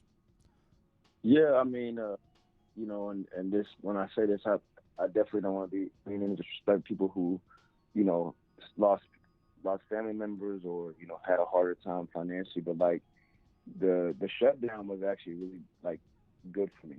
You know what I'm saying? Like, my wife was able to work from home as well, and our kids was at home, and so I had time to like really process things. And so like the recording, you know, I remember like going and getting like some equipment. I ordered some equipment on Facebook Marketplace, and I just was like, I'm going to record as much as possible and just hit people over the head, because now they'll have time to listen to it. They won't have an excuse. Yep. Right. That's true. So, that was like my mindset initially. And in the process, like, I put out another project before Little Treez, and I have like 4 other projects right now that are either done and waiting on like a video, or like just like almost done, you know. So like by the end of the year, I'll probably release 4 more projects, you know, and that was all like birthed from like the shutdown. And so it was actually really a blessing for me to find like a groove and time to like sit and do it. Or like I would record at like 12 o'clock at night, like midnight, because my kids would be sleeping, my wife would be sleeping, and I'm okay, I'm going downstairs and like record. Or I'd get up at like 6 a.m. and record, you know, at a time. I remember like I was teaching virtual school, and I recorded a verse in between a staff meeting. We had like a 15-minute break, and I was like, I'm gonna go ahead and try to record this real quick, and I did that. Cooking up bees during a class session and everything. Yeah, not during class, but like, it was like Professor, what are you doing? It was like a staff meeting, and they gave us like a 15-minute break, and I was like, I'm gonna go try to record this. That's dope. And I got it done. That's dope. Sometimes like speed sessions are the best. Like there'll be times where I'm like, I gotta go somewhere in 30 minutes. I'm like, I'm gonna hop on here and rip this verse real quick, and let's see how it turns out. Sometimes like they end up with like fun tracks. Like No Trespassing was one that I just kind of like threw together, and it just ended up being like a fun one. And then there's ones that are a little more meticulous, a little more planned. Excellence, the first one of the first tracks that I had Brotha Newz featured on, also with James Dean. That one was a lot more like meticulous. But yeah, I mean, I would also say that as far as like my creative output, regardless of the artistic medium, this shutdown benefited me in that regard as well. Like, you know, lock me in a room for a year and a half, and I'm just gonna make a bunch of crap. I think about it. Yeah, I actually was lying. Like, I put out 3 projects before a Little Treez. I was going to say, I was like, you definitely did more, but yeah. You know, and it's like, no, 4. Damn, I can't even remember what I'm saying. I put out 4 projects. And so I think for artists, artists will always find a way to make whatever the situation is be beneficial to creating art. Absolutely. Like, you can't look at any point in history, no matter how bad things got, art came out of that.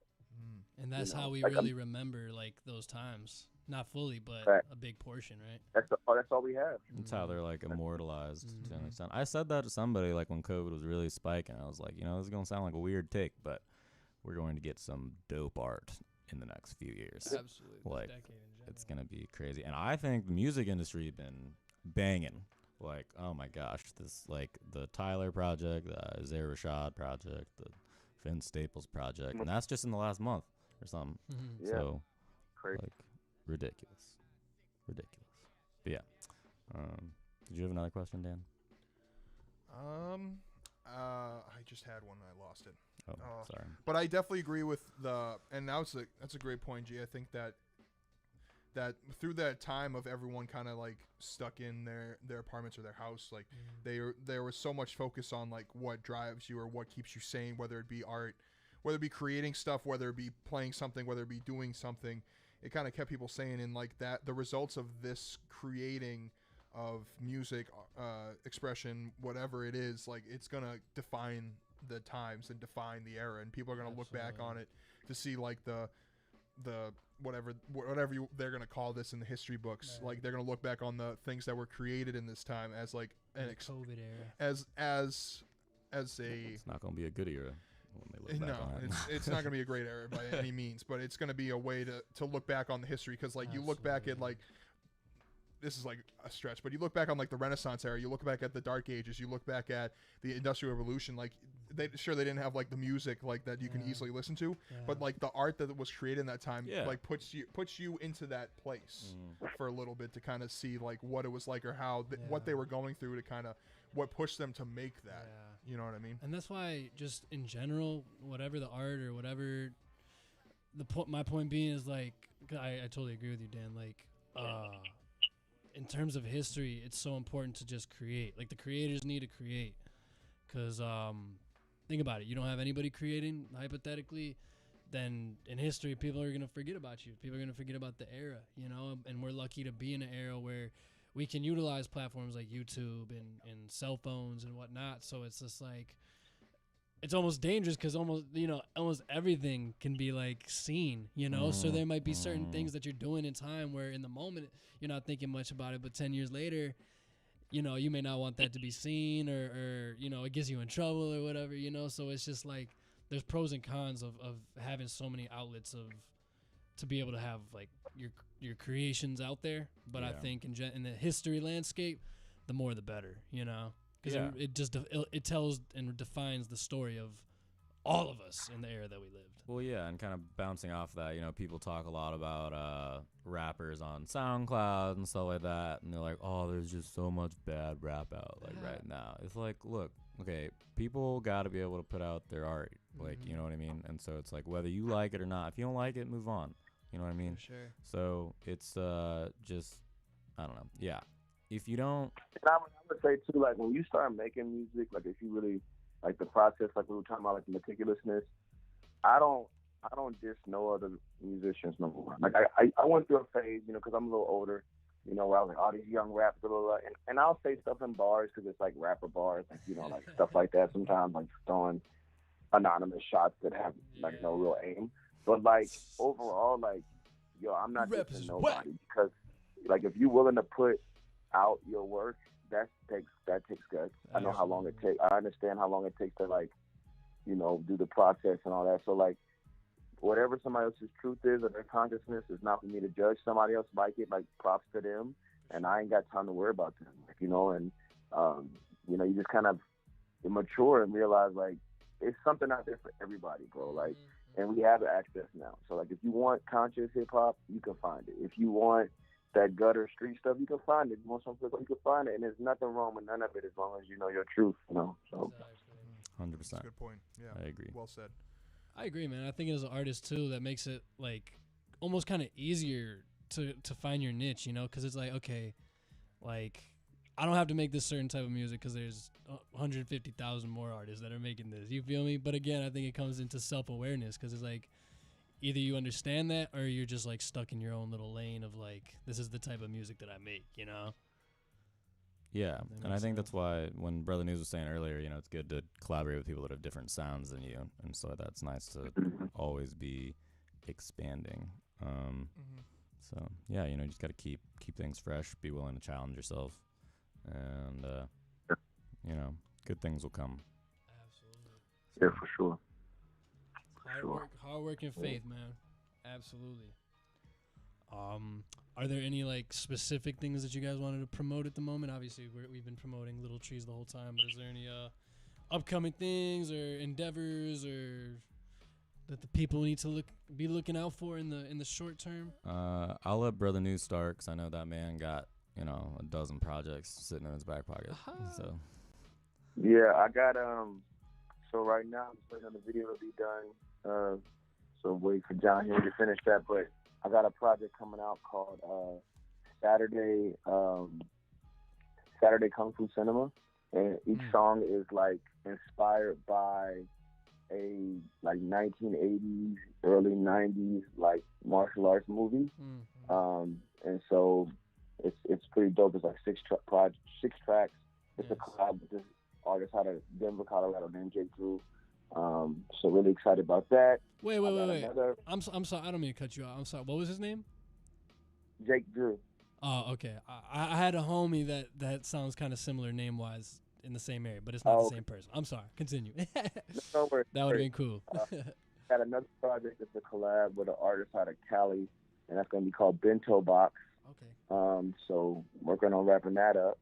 I have another project that's solo, and it's like a homage to this like show I used to watch in the 90s called WMAC Masters. Super nerdy project, 4 tracks that'll be coming out. Like 3 or 4 other projects. So I'm just excited to put it all out there, and hopefully I can get 20 people to listen. No, I think that's definitely gonna happen, man. You just keep working, and it's cool that you have all the content, and I would say, man, just sure work with persistence. Obviously, you want that out, but at the same time, I feel like there's not a full like rush. Like take your time, let the people enjoy and soak in whatever the next project is gonna be or whatever, and just enjoy the process. I'm not trying to tell you what to do or anything, but no, I appreciate that. Absolutely. I don't want you to think that. I don't know if anybody in Kansas is listening, but I'm performing this Saturday in Lawrence at the Replay Lounge at 10:30. Nice. So if anybody wants to roll through. Saturday, Lawrence, 10:30 p.m. Replay Lounge. Be there. Yep. There you go. There are some people from Kansas listening, so shouts out to our shout out to y'all who's listening. Shouts out to our Kansans, Missourians. Kansians. I don't know. I just made that up. It's really cool that I think it's really cool that you're collaborating with people from different areas, like you said, one California, one Colorado. Of course, DNA is from Kansas, but he's currently in Chicago. Is there something that that makes you want to collaborate with like people from far away, or is it kind of like have you figured out that like with this project with DNA, like Little Treez, you're able to collaborate with anyone anywhere now that we have like the ease of digital sending and receiving and things like that? I think it's all the above, yeah, it's a lot easier now. So like that's attractive. I think it's also like strategic, like they have their own fan base, and so like those people who they already have listening to them, whether it's 5 people or 100 people, whatever, are gonna hear me and hopefully like what I do. That's a great point. And then just continuing to push myself outside my comfort zone. Like I have a desire to make another like full length solo album. I haven't done one in a little while, but like I'm kind of waiting, just because like I'm not in the space yet to like just stop. So this is keeping me going. Like like you said, accountability when you do a project with somebody else, it comes out different and fresh, new sound. So yeah. That's really cool. Dope. That's cool. That's very inspiring, and that's a great point with their fans and who listens to them. It kind of you get introduced to them, and then that goes into their bubble, and then it's in Colorado, and then somehow it can keep kind of growing. I like that. Word of mouth, man. The power of word of mouth. Absolutely. It's underestimated these days. Definitely. Yeah. As far as my projects, I'm working on a solo EP. I'm writing. Well, not super in the writing process What are you at the writing? moment. A visual album. A visual album. Nice. Yeah. That one probably won't be ready until next year, but the that solo sounds like EP. time consuming. Yeah. It's yeah. There's a lot. She's of got a layers lot of work to do.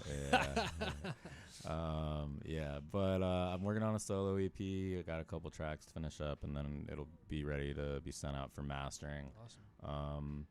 I got merch coming. I know I've been saying that for a long time. Been meticulous about it. All right, you're gonna get high quality merch that we put a lot of effort into. Get it. So, and on that note, I will do a small plug on Smelly X Icky, pronounced Smelly and Icky. If you're not following us on Instagram, please follow us. That's going to be Jen and I's official art brand for all collaborations and merchandise releasing and stuff like that. So, yeah, we launched that a couple weeks ago. We're really excited about that, and it's nice to have an official avenue to, just put out more art. So we're going to be putting out all kinds of stuff, and I promise, there are merch for my music coming, and yes, some of it can be worn. So, and me and Nikki have actually talked. We already have the concept to our next project.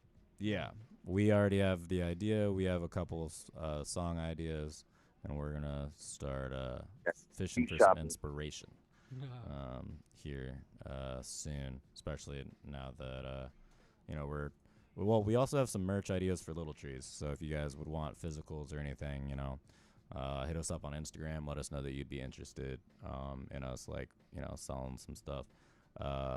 We're really, really happy with the project, so we're happy to promote it and make more products for it for you guys to engage with us and follow along while we're both kind of creating art in our own ways and stuff. So that was a creepy noise. It wasn't loud. Here we go. It wasn't that loud. Yeah, it was odd. That's the people agreeing with you. That was bro. odd. Yeah. Oh, well, I'm glad. Thank you, people, for agreeing with me.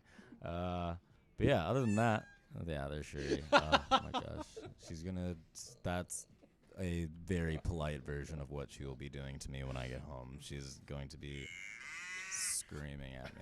Because you just have an animal noise. This guy in his app.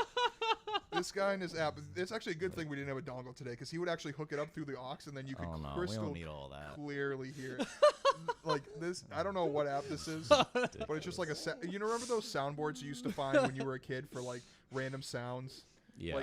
This is an app for it, and very clearly. And hold on, let me give y'all my favorite combo. Wait, let me turn it up all the way. I think this is it. My guy. This man is ridiculous. My guy. I'm sorry, man. That's the 6-year-old in me, man. You're not sorry at all. Oh, I'm not actually, but out of courtesy to the viewers. No, that's awesome. They man. don't mind. We like to have fun over here on Northside Plugged. But absolutely, man, that's super exciting. You guys are working hard, both individually and as a team. And I don't know, I think you guys are working smart, being on the subject of intellectuals, right? Utilizing the ability to, okay, sure, we're not around each other, but we can use each other's resources and platforms, and you've both gone through an experience that it seems you can take outside of just your guys' collaboration. Like Dan said, you guys can collaborate with anyone, and in turn of that, being able to do that anywhere with anyone, could be across overseas. Only more and more new people are going to see your music, listen to your music. So yeah, it's a great tool that not all artists are honing in on. So yeah, I agree. And kind of on that note, the one feature that we have on the project, shout out your boy Mo from Oakland. That's a guy that Brotha Newz found randomly on Instagram. Would you go type in hashtag Oakland rappers or something? We had done the track, and I was like, man, for whatever reason, I felt like the song needed a Bay Area sound, just for somebody who had a Bay Area rapping vibe. So I literally typed in Bay Area rappers. That's crazy. And I found some ones I wasn't feeling, that were my cup of tea. No hate, but just wasn't for me. Yes, and then I came across him, and I was like, yo, he's nice. That's and cool. I just DM'd him and was like, yo, would you be down to do a track? And that was that. That's what's up. That's Yeah, cool. he was super prompt. That's the beautiful thing. Even the artwork, the album art, random dude off Instagram. I typed in album art and found Keith Glidewell. That's who did it, and I gave him the idea, and he drew it. See, that's the power of social media, man. Yeah. Cover art came out sick. I love our cover art so much. That one, right? Yeah, we should do. And I have this thing I don't want my physical face on my artwork. I'm not I want something other, or if it is me, I want it to be distorted. So I take album art like really seriously. You know what I mean? So it was dope to find him, and I'll probably work with him again in the future. Yeah, me as well. I'm also very meticulous about my cover art. I'm big into visuals as much as I am, about like the lyrical content, and I am a writer. I've been working with Jenna for a long time, and visuals are just as important, if not more important, especially in this day and age where you need to give people something that feels like they're being immersed. Yeah, you need those visuals. And on that note, I did not mention we are going to drop another spoken word video in the next while. So speak that. But I like that sauce. The spoken word videos are a lot of fun. Yeah. They let us have a lot of liberty with how we create an environment. So that's cool, man. Absolutely. We should do prints of our cover art. Brotha Newz. Some stickers that'd be and dope. stuff. Yeah, that'd be fire. Dope. T-shirts. Yeah. Like, let us know in the comments if you want some prints of the little Treez artwork. That is super sick. Hit them comments. Yeah. What's next? That's dope. Well, Dan, do you have any other question? I have one thing that I want to bring up, but I don't want to take it away from the conversation. Nope, please go ahead. But it involves all of us. I just wanted to what's it called? Elaborate on the Elevate the Community Jam that we had a couple weeks ago. Let's hear about this. Last Friday, man, that Boss Dan was there. A lot of people from the community, a lot of Northside Plugged artists, a lot of people that have been on Shout Out Cold, the Cold podcast.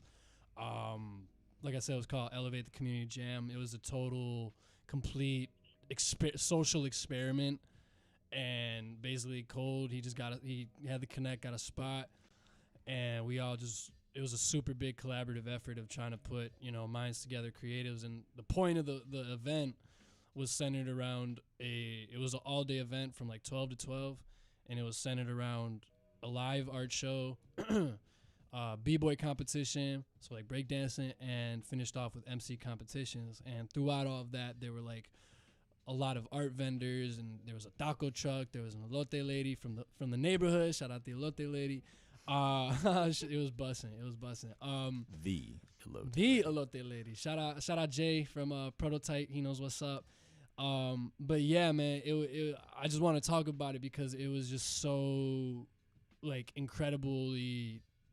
It blew our minds at the fact that how many people came out and were just so happy to be immersed in the culture. Like, it was a truly hip-hop event that we really believed in and felt like we had the vision and we're going to do our best to cultivate it, but didn't expect it to really turn out to what it became to be, like around over 200 people ended up coming throughout the whole day, just all creatives, all different types of people, man. So I just wanted to get on here, shout out to Cole, shout out to all the NSP artists, shout out to all the Cole podcast artists, shout out to everybody, shout out Dan, obviously, he was there, everybody that came, man, and just know that, just by consuming Northside Plugged, whether you're a frequent consumer or this is your first time, it's just a small taste of what's really going on here in the city, Obviously, there's a lot of stuff going on hip-hop wise all over the place, but I was blessed that DNA's here, because this is his second time being here, he's definitely a part of the culture. As we always say to all the new people that are part of the Northside Plugged, obviously you're not here physically, Brotha Newz, but you're definitely a part of the Northside Plugged family now for sure, and we appreciate you,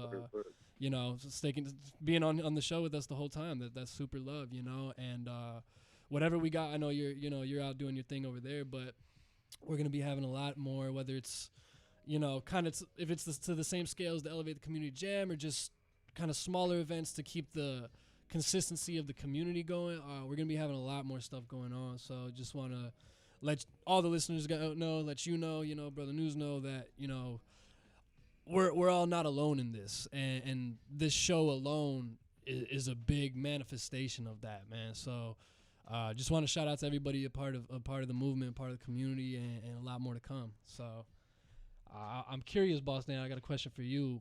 as a, you were more of a consumer in the how was the experience for you? Yeah, so it was really like my first time kind of going to one of these things, and unfortunately I was late because I had to work most of the day, so I showed up in time for the third act, if you will. So the MC competition. Yeah, the MC competition. I missed the b-boy and the art.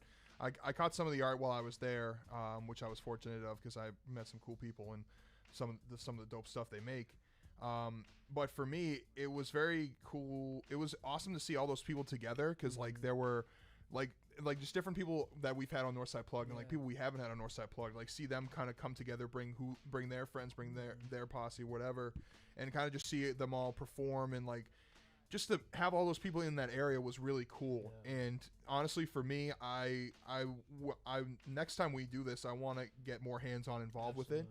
And like, cause it honestly, like the way that everything played out, it made me want to do it again and do it like better or do it like, like take it to the next level. Absolutely. So like there was like, even though I was only a small part of it and like, I didn't do a lot with the pre-setup, there's like parts of me that like during the event, I was like, oh, we like this could be done better. Like we could do this next time. And like, just like small things that I was thinking about, like, as I was enjoying it, I was like, oh, well, we should try this next time. It's like one of those things that like pushes me to want to do better and like get more involved with that stuff. Cause I agree with you. Like bringing all those people together was awesome and amazing. And hopefully everything like COVID wise, like allows us to kind of continue to do some more of these things soon because I had a blast doing that. And I would love to get more involved with everything next time because it was great. And I'm looking forward to, it was great to see some of our like some of our guests who've been on the show before, see them perform for the first time in person. And there were some people that I saw there that I even some of the artists, the like one of the painters, Dior, shout out Dior, he's shouts out Dior. He had some beautiful art pieces that I was just looking at. I was like, super talented. I was like, I like passed by him like 4 times. Yeah. And like eventually I was like, man, I gotta just say I've been staring at this painting for like 30 minutes and I love it. Yeah. And like it was just really cool to kind of see those people, and it made me want to bring some of these people on to talk to them and hear their stories about Northside. But that's what's so cool about those is like you meet people that you want to talk to them and like have a conversation like we have with DNA and Brotha Newz and everyone else we kind of bring on. So that's what I kind of took from it. Is like there's so many, like, sure, we've had so many different people on here, but there's so, like, especially the city of Chicago, there's so many people. And there's people outside the city of Chicago, like Brotha Newz, that, like, we can reach out to. Even without being here physically. Absolutely. Bro, let me give you a piece that I felt like fully validated the event. So, and this is what I heard word of mouth. Like, I didn't even experience it. So, I heard that at some point during the event, because it got to the point where people were so deep, people were in the front, like outside, just getting tacos or smoking and stuff. People were in the back, and the police, like, they rolled up, both in the back and the front. And long story short, one of our homies, shout out, I think it was Ray. He was one of the cameramen there. He no, it was our homie Marco. One of the police, he asked, like, what's going on here, blah blah blah. And Marco was like, oh yeah, man, we're just having like a live art show over here, blah blah blah. Bro, the police were like, yo, that's what's up, that's dope. I guess they were telling our people, like Marco or whoever, they were like, yeah, we got some artist people too, you know, y'all should get in tune with them, yada yada yada. So they were just like, they were co-signing the event. So we were like, oh, we own, bro, that's what's up, you know. Cool. So and the main guy that was like, that basically caters and sets the whole place up, I was blessed to have a great conversation with him at the end. He was just super ecstatic and just like, yeah, man, like what y'all were doing, like it's something that I would be going to back in my day, you know, like a lot of the stuff that comes on here, you know, I'm not really big into, but you guys' event was dope, you know. So I'm just like, yeah, he was cool. He's super cool, and everybody just, you know, was sharing love, man. So I'm super excited to be able to, like you said, Dan, you know, build it with more people, get more people involved, because it truly was an experiment, and for the turnout to be what it was crazy, and for it to have that success and to now want to move it forward and get more people involved, you know, and be able to share that experience, it's something that, man, like, I really want people to feel, because walking out of that, and anybody that was there can tell you firsthand, I think Dan can too, like, it's a vibe that you walk out, you feel differently, knowing that there's a whole community of people that are on the same thing as you, you know, right? No matter what you're doing. So, shout out to everybody, man. Keep elevating the community. Absolutely. That's all I wanted to say about it. Is there a couple more comments? No, it's our friend Michael Jackson came back. Oh, so. It's not a show without Mike. There we go. Paranormal experience. This man always asks about paranormal activity and things like that. I'll keep it short. No. No. I have not had a paranormal experience. Okay. Brother Newz, have you had a paranormal experience? Nah, man, I don't be on that stuff. Yeah, fair enough. Fair enough. This is our boy Michael Jackson, who's become a somewhat of a he's a Northside Plugged household name. Yeah, he comes in our comments. He's a regular. He has a I think it's a Lego Star Wars emblem. I can't tell what is it. Hey, so what's his name? I don't know. The good dude with the big head. Yeah, bro. the Jedi with the large head. Yeah. Who asked what about the attack on the Wookiee planet or whatever? You know what I'm talking about? Yeah, exactly. I'm typing in Jedi big head guy. Yeah, shouts out to Michael Jackson. I'm trying to think. I'm trying to think of the question. I had one more question. Kiadi Mundi. Shouts out. That's funny. I'm trying to think. I had one more question. Man, I can't remember. You guys already both said you're looking to potentially release more stuff by the end of the year. Mm-hmm. What else was I going to ask? I had another question. You got a It's question, cool. G? Talking's hard. No, I'm enjoying dancing to the music right Words now. are hard, man. Words are hard. Nah, man. Are there any final shout outs, any final promotions, anything that you just want to put out into the air while you're in front of this beautiful camera? I don't think so. I mean, Brotha go Newz? listen to Little Treez. Go listen to my entire catalog. Go listen to Brotha Newz' entire catalog. Follow us both on Instagram. Follow Jenna Snelling on Instagram. Follow Smelly and Nikki on Instagram. Be ready to spend your money and give us your money when merch drops. So y'all been bothering me about it for over a year. So there will be no complaining. Save up about having to spend money. Because we gotta pay for our art. So we're trying.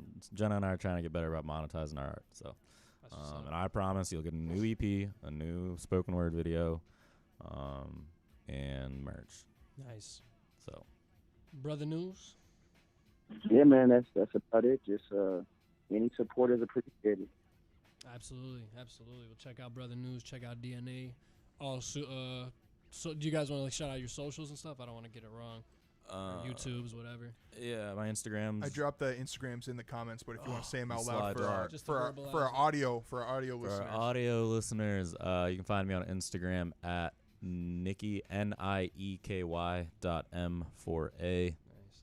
And just look up DNA Sequence or DNA Little Treez if you're looking for me on Spotify or Apple Music or any major streaming platform. Yeah, Brotha Newz, the Brotha Newz on Instagram and Twitter. So BROTHANEWZ. Yeah, pretty easy to find. Excellent. I do have one more question. DNA, as we always ask the artists, are you down for an NSP freestyle? Or is this something we would like to pass on to another time? I know you're a big fan of it, so I came prepared to do some bars. I can't guarantee it'll be freestyling, but I got some bars for you. If you're, I'm just asking. And I think Brotha Newz does as well. That would be interesting on the phone if that's a possibility. Whatever y'all need.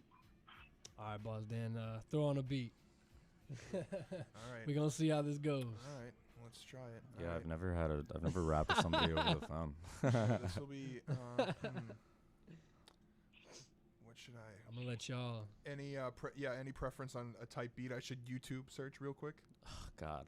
No, I'm down for whatever. No, I don't have I don't know. Okay. Just know EDM. No, what are you doing? Just gonna look What's up up? Alchemist type beat. Okay, all right, that's cool. Alchemy. That was the first one that popped in my head. Yeah. So, all right, let's see how this one is. How does that beat up? Nope, that's an ad. I get that YouTube Premium. Get green. What am I, Bill Gates? That's what I'm saying, bro. DNA, Brotha Newz, NSP, Northside Plugged, freestyle.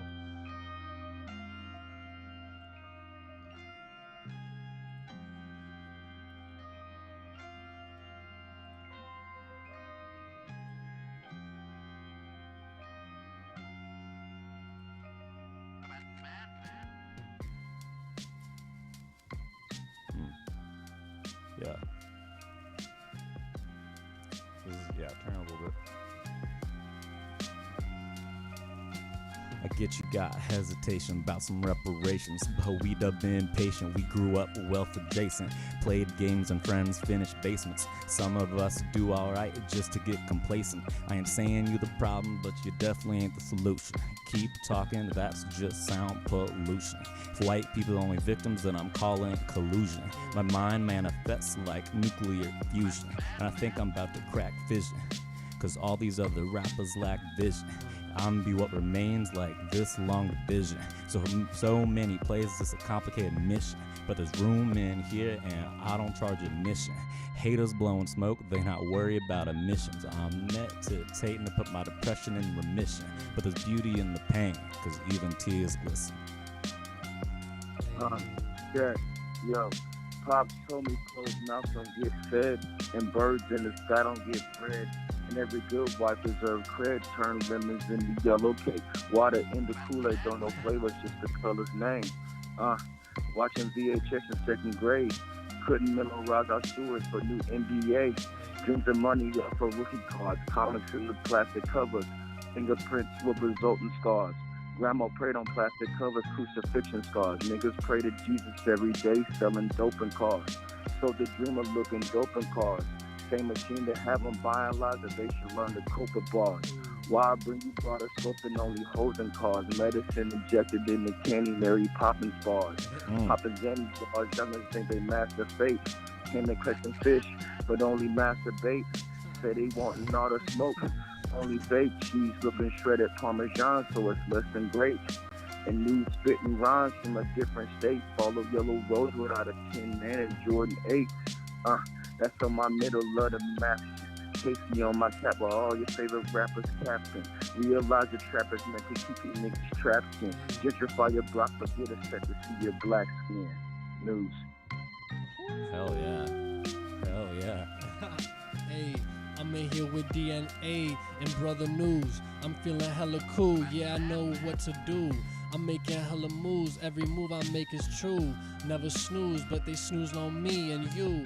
That's what they choose, that's what they choose to do. I'm coming out of the blue, I'm swimming through all the BS. I used to play games on my DS. Now I feel so great because I'm relieved of my stress. No, that's a lie. I feel so much stress all the time, up in my mind. I go up and away when I'm getting high. I rise, I got the drive, yeah, overdrive. It's on time, yeah, overtime. What I put in, but I'm not working no 9 to 5. I gotta get my cheddar up, this the life, ayy, yeah. Can't believe he rapped on the phone. Yeah, he probably rapping over there at home. His little kid like, damn man, what you own? Papa going crazy over there on the phone. Hey, having good times. Contemplation at the intersection. Just a bead in the mirror just to keep the blessing. Grandmother got my mama stressing. Keep emotions in her jab so she gotta keep the family guessing. Trying to raise a generation, so I keep it pressing. Pressure make the diamonds was an early lesson. Yeah, at investing, nigga, dollars got you rocking vests. I'd rather raise my seeds while I'm sipping vests. Taught us doing more and showing less. Woo! That's a multi-bell ring, bro. That was busting. Hey, Brotha Newz, shout out to you for that, bro. That was great. Not only did you rap on it, but you was like on beat the whole time. Flow was popping. Bars were on point, man. Shout out to you. That was one of the best freestyles on Northside Plugged. I gotta give that to you, bro. And he came back in with it. And he came back in it. I didn't mean to cut you off, man. I'm sorry. You got me excited. No, I was just saying I couldn't tell if I was on beat, so that was the first time. It was hard. Bro, you were perfect on this side. On this side, yeah, you no, were it sounded good. Mm-hmm. Sounded real good. It sounded great. Yo, y'all should record that so we can put it out. Oh, definitely. It's on. Me and gonna put that out. It's on. It's on YouTube, and if Dan is recording on the radio, no, yes, possibly. I think I did. Hopefully, we'll finagle the audio. Freestyle. We gonna finagle the audio. We'll finagle. We'll take a gander. I'll get it figured out. We'll get something together. Absolutely. But that was busting. That was super busting, man. That was a good time. Good work. Good work, team. Yeah, do you have a clapping noise? Clap. He asked. You got your app, bro. Come on. We need some cheers. We need some artificial clapping. We need some cheers. We need that studio audience clapping. I got you. Quit farting at us and cheers. What'd you say, DNA? Man, you're lucky I'm not supposed to curse on the radio. I got you. What the? Did you say, bro? guys should get a bleep sample or like a button or something. Button sound? No, we should definitely do it. Would make my life easier. I'm not gonna lie. I'd sit here and rap something, and then I'd just be like clicking the button every time I curse, instead of being like, oh, I gotta change the word. This cheap thing doesn't have a clap, bro. What's going on here? You got farts and everything else. No farts, meows, moos. Oh, no here claps. That wasn't a clap. All right, that's not bad. All right, I think that's a great way to wrap up the show after that. And we're not going to let this man do his noise. We're going to turn off his microphone here in a minute. We want to thank you all for tuning in. Thanks again to DNA for coming in. Thanks Thank to you Brotha again for Newz having me. for calling in. We appreciate it. Absolutely. Always a pleasure. No, it's been a great show, man. Thank you guys for sharing your stories, for sharing very elaborately on your project. That's super dope, you know. A lot of people will come sometimes. Well, not a lot of people. Sometimes people just say, you know, a few things, nothing crazy, but you guys went very deep. So yeah, it's all right. It's dope, man. Yeah, Go check it out. You know, it's recorded the bars. Absolutely. No, so I appreciate you guys coming in and sharing your stories, being yourselves, you know, all of that. Yeah, hope to be back for sure. Absolutely. As G Money said, you're both now part of the Northside Plugged family. And we got to get Brotha Newz up here for an event or something. Yes. Yeah, let's do it. We have to do it. If we come up there, though, we got to put together a little kind of show or something. Yeah, no, I was going to say we should do do a concert. Maybe shoot a music video. You know? Absolutely, yeah. Hey, I don't know if you're on social media, man, but if you can follow us on Instagram, Northside Plug, or email or whatever, you know, definitely stay in contact so we can chop it up, because we'll probably have to do some planning in terms of, you know, just making sure everything aligns for you. Yeah, we can make it happen. Awesome, man. Well, thank you so much. Yeah, thanks for having us. Yes. Appreciate it. Of course. And on the way out, we will play the last track of the project, Waterway, which was the focal. Would you say the focal track? It was the one that kind of inspired the rest of the project, I guess. Yeah, I would say it was a good focal track. It's also a banger. It is a banger. it is a just a side note. It's a song that makes you want to move, definitely. And if you haven't already checked out the music video on either DNA's Instagram or Brotha Newz's YouTube, either way, we'll share that as well. Thank you all for tuning in again. Make sure you follow our wonderful guests on their social media. Make sure you follow us, like, comment, subscribe. Thank you all. Hit that subscribe on the Northside Plug page. Hit that subscribe. Thank you for all those who gave comments and questions. Shout out to y'all. And then shouts out to our shit posters at the end for coming in. You guys were that's a 25 for Mr. Boss Dan. That's okay. That's what they are. I have no better way to describe them than that word. I'm sorry, Michael Jackson. You pay $25 per curse word? Yeah, man. That's what we tell ourselves. That's what I was told the first time I was ever on radio, bro. So that's what we were told the first time on WGHC. We were told that shout out DJ Geo Jets. We had to have. He hung up. Thank you, Brotha Newz. He's like, I'm going. I mean, fair enough. I mean, the man was on the phone for 2 hours and 10 minutes. I was like, when he called. He was like calling super early, and I was like, he called like, bro, this is gonna be. Well, and I knew my interview last time was like one of your longer ones. Yeah. So I was like, if with two of us that are both talkative, this is gonna be lengthy. Yeah. Yeah, and it was great. I think we're almost at 2 hours. And that's props to you guys. Like G said, like you guys are very passionate about the music, and as you call yourself, the intellectuals. You guys have plenty to talk about, and there's plenty of substance there for you guys to speak on. So that was great. But make sure you follow them on their social medias. Throw my camera on. Make sure. What's up? Throw my camera. Throw the camera on, Mr. DNA, for a second. We need to see you're him. on. You're on the camera. There it is. Nice. That's a little bit behind. Perfect. That's a smelly and icky sticker. Yeah, that Instagram is also on the chat. Yeah, so check out their Instagrams, check out their music, check out all the stuff that these beautiful people create, and we'll definitely have them all back in Northside Plugged soon enough. Absolutely. And that kind of wraps up our show. Yeah, go stream Little Treez. Go stream Little Treez right now. We'll play Waterway on the way out. Thank you all for tuning in again. We love you guys, all of you who consistently turn in, and so thanks again, and I hope everyone has a great weekend. Have a good night. Excuse me. Had a little frog in my throat there. Jeepers. All right. Nostalgia comes out tonight. All platforms. G Money, G Note. Just want to throw that out. Pre-save that. Pre-save that. Love. Real one. Much love. Yeah, Lil Treez. Spin it. DNA. Brotha Newz. Spin that. DJ Boss Dan. Dead air. Oh, Not sorry. cool. Oh, I'm sorry. Not cool on radio. There we go. See ya. Turn it back. Peace out, everyone. We love you guys. Peace. Conductor.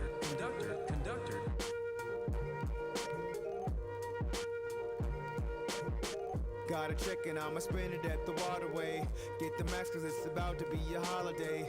Sun is shining so you know we got a promenade. Only need an hour so I'm hitting up the waterway. Bars so hard they make your top spin like hops in. Yeah, I got sins but still a godsend. Tired of all the coddling, tired of keeping it bottled in. I'm tired of these barriers that I'm demolishing. Came from the hood, niggas be robbing it. Temper like banner, time for clobbering. Mind your business, quit gossiping. Heads turning when I'm walking in. Cause I'm always working, never clocking in. Cause it's a real life cats in the cradle. They gon' turn my raps to a fable. I'm a pioneer like the brother do Sable. And if I don't rap, might prove to be fatal.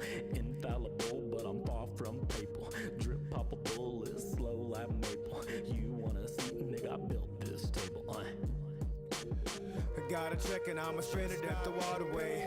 Get the max cause it's about to be a holiday. Sun is shining so you know we got a promenade. Only need an hour so I'm hitting up the waterway. Got a check and I'ma spend it at the waterway. Get the max cause it's about to be a holiday. Sun is shining so you know we got a promenade. Only need an hour so I'm hitting up the waterway. Koofy leaning in my Nissan. Coming from an era where we kept the jeans with crease on. Back before I had the seats with heat on. Push my mama's Yoda van which killed the vibe of finding girls to sleep on. We printed out the route for GPS. Little brother rocking that G-Unit vest. Cousin Mick was lighting up the little trees to ease the stress. Closest thing I ever got to burning was through drafting out a CD Mick. Dreams of getting drafted to the Knicks of Dominique's Atlanta. Freestyles in the yard way before our phones all had a camera. Now I pay for private school and tutors that can help with grammar. Niggas life be normal when they off the lens without the glamour. A 20 washing just the slightest breeze make you reminisce back to the climber trees. From the highest scholar to the hustler and the petty thieves. Everybody equal when you're waiting for your ride to clean. News. Got a check and I'ma spend it at the waterway.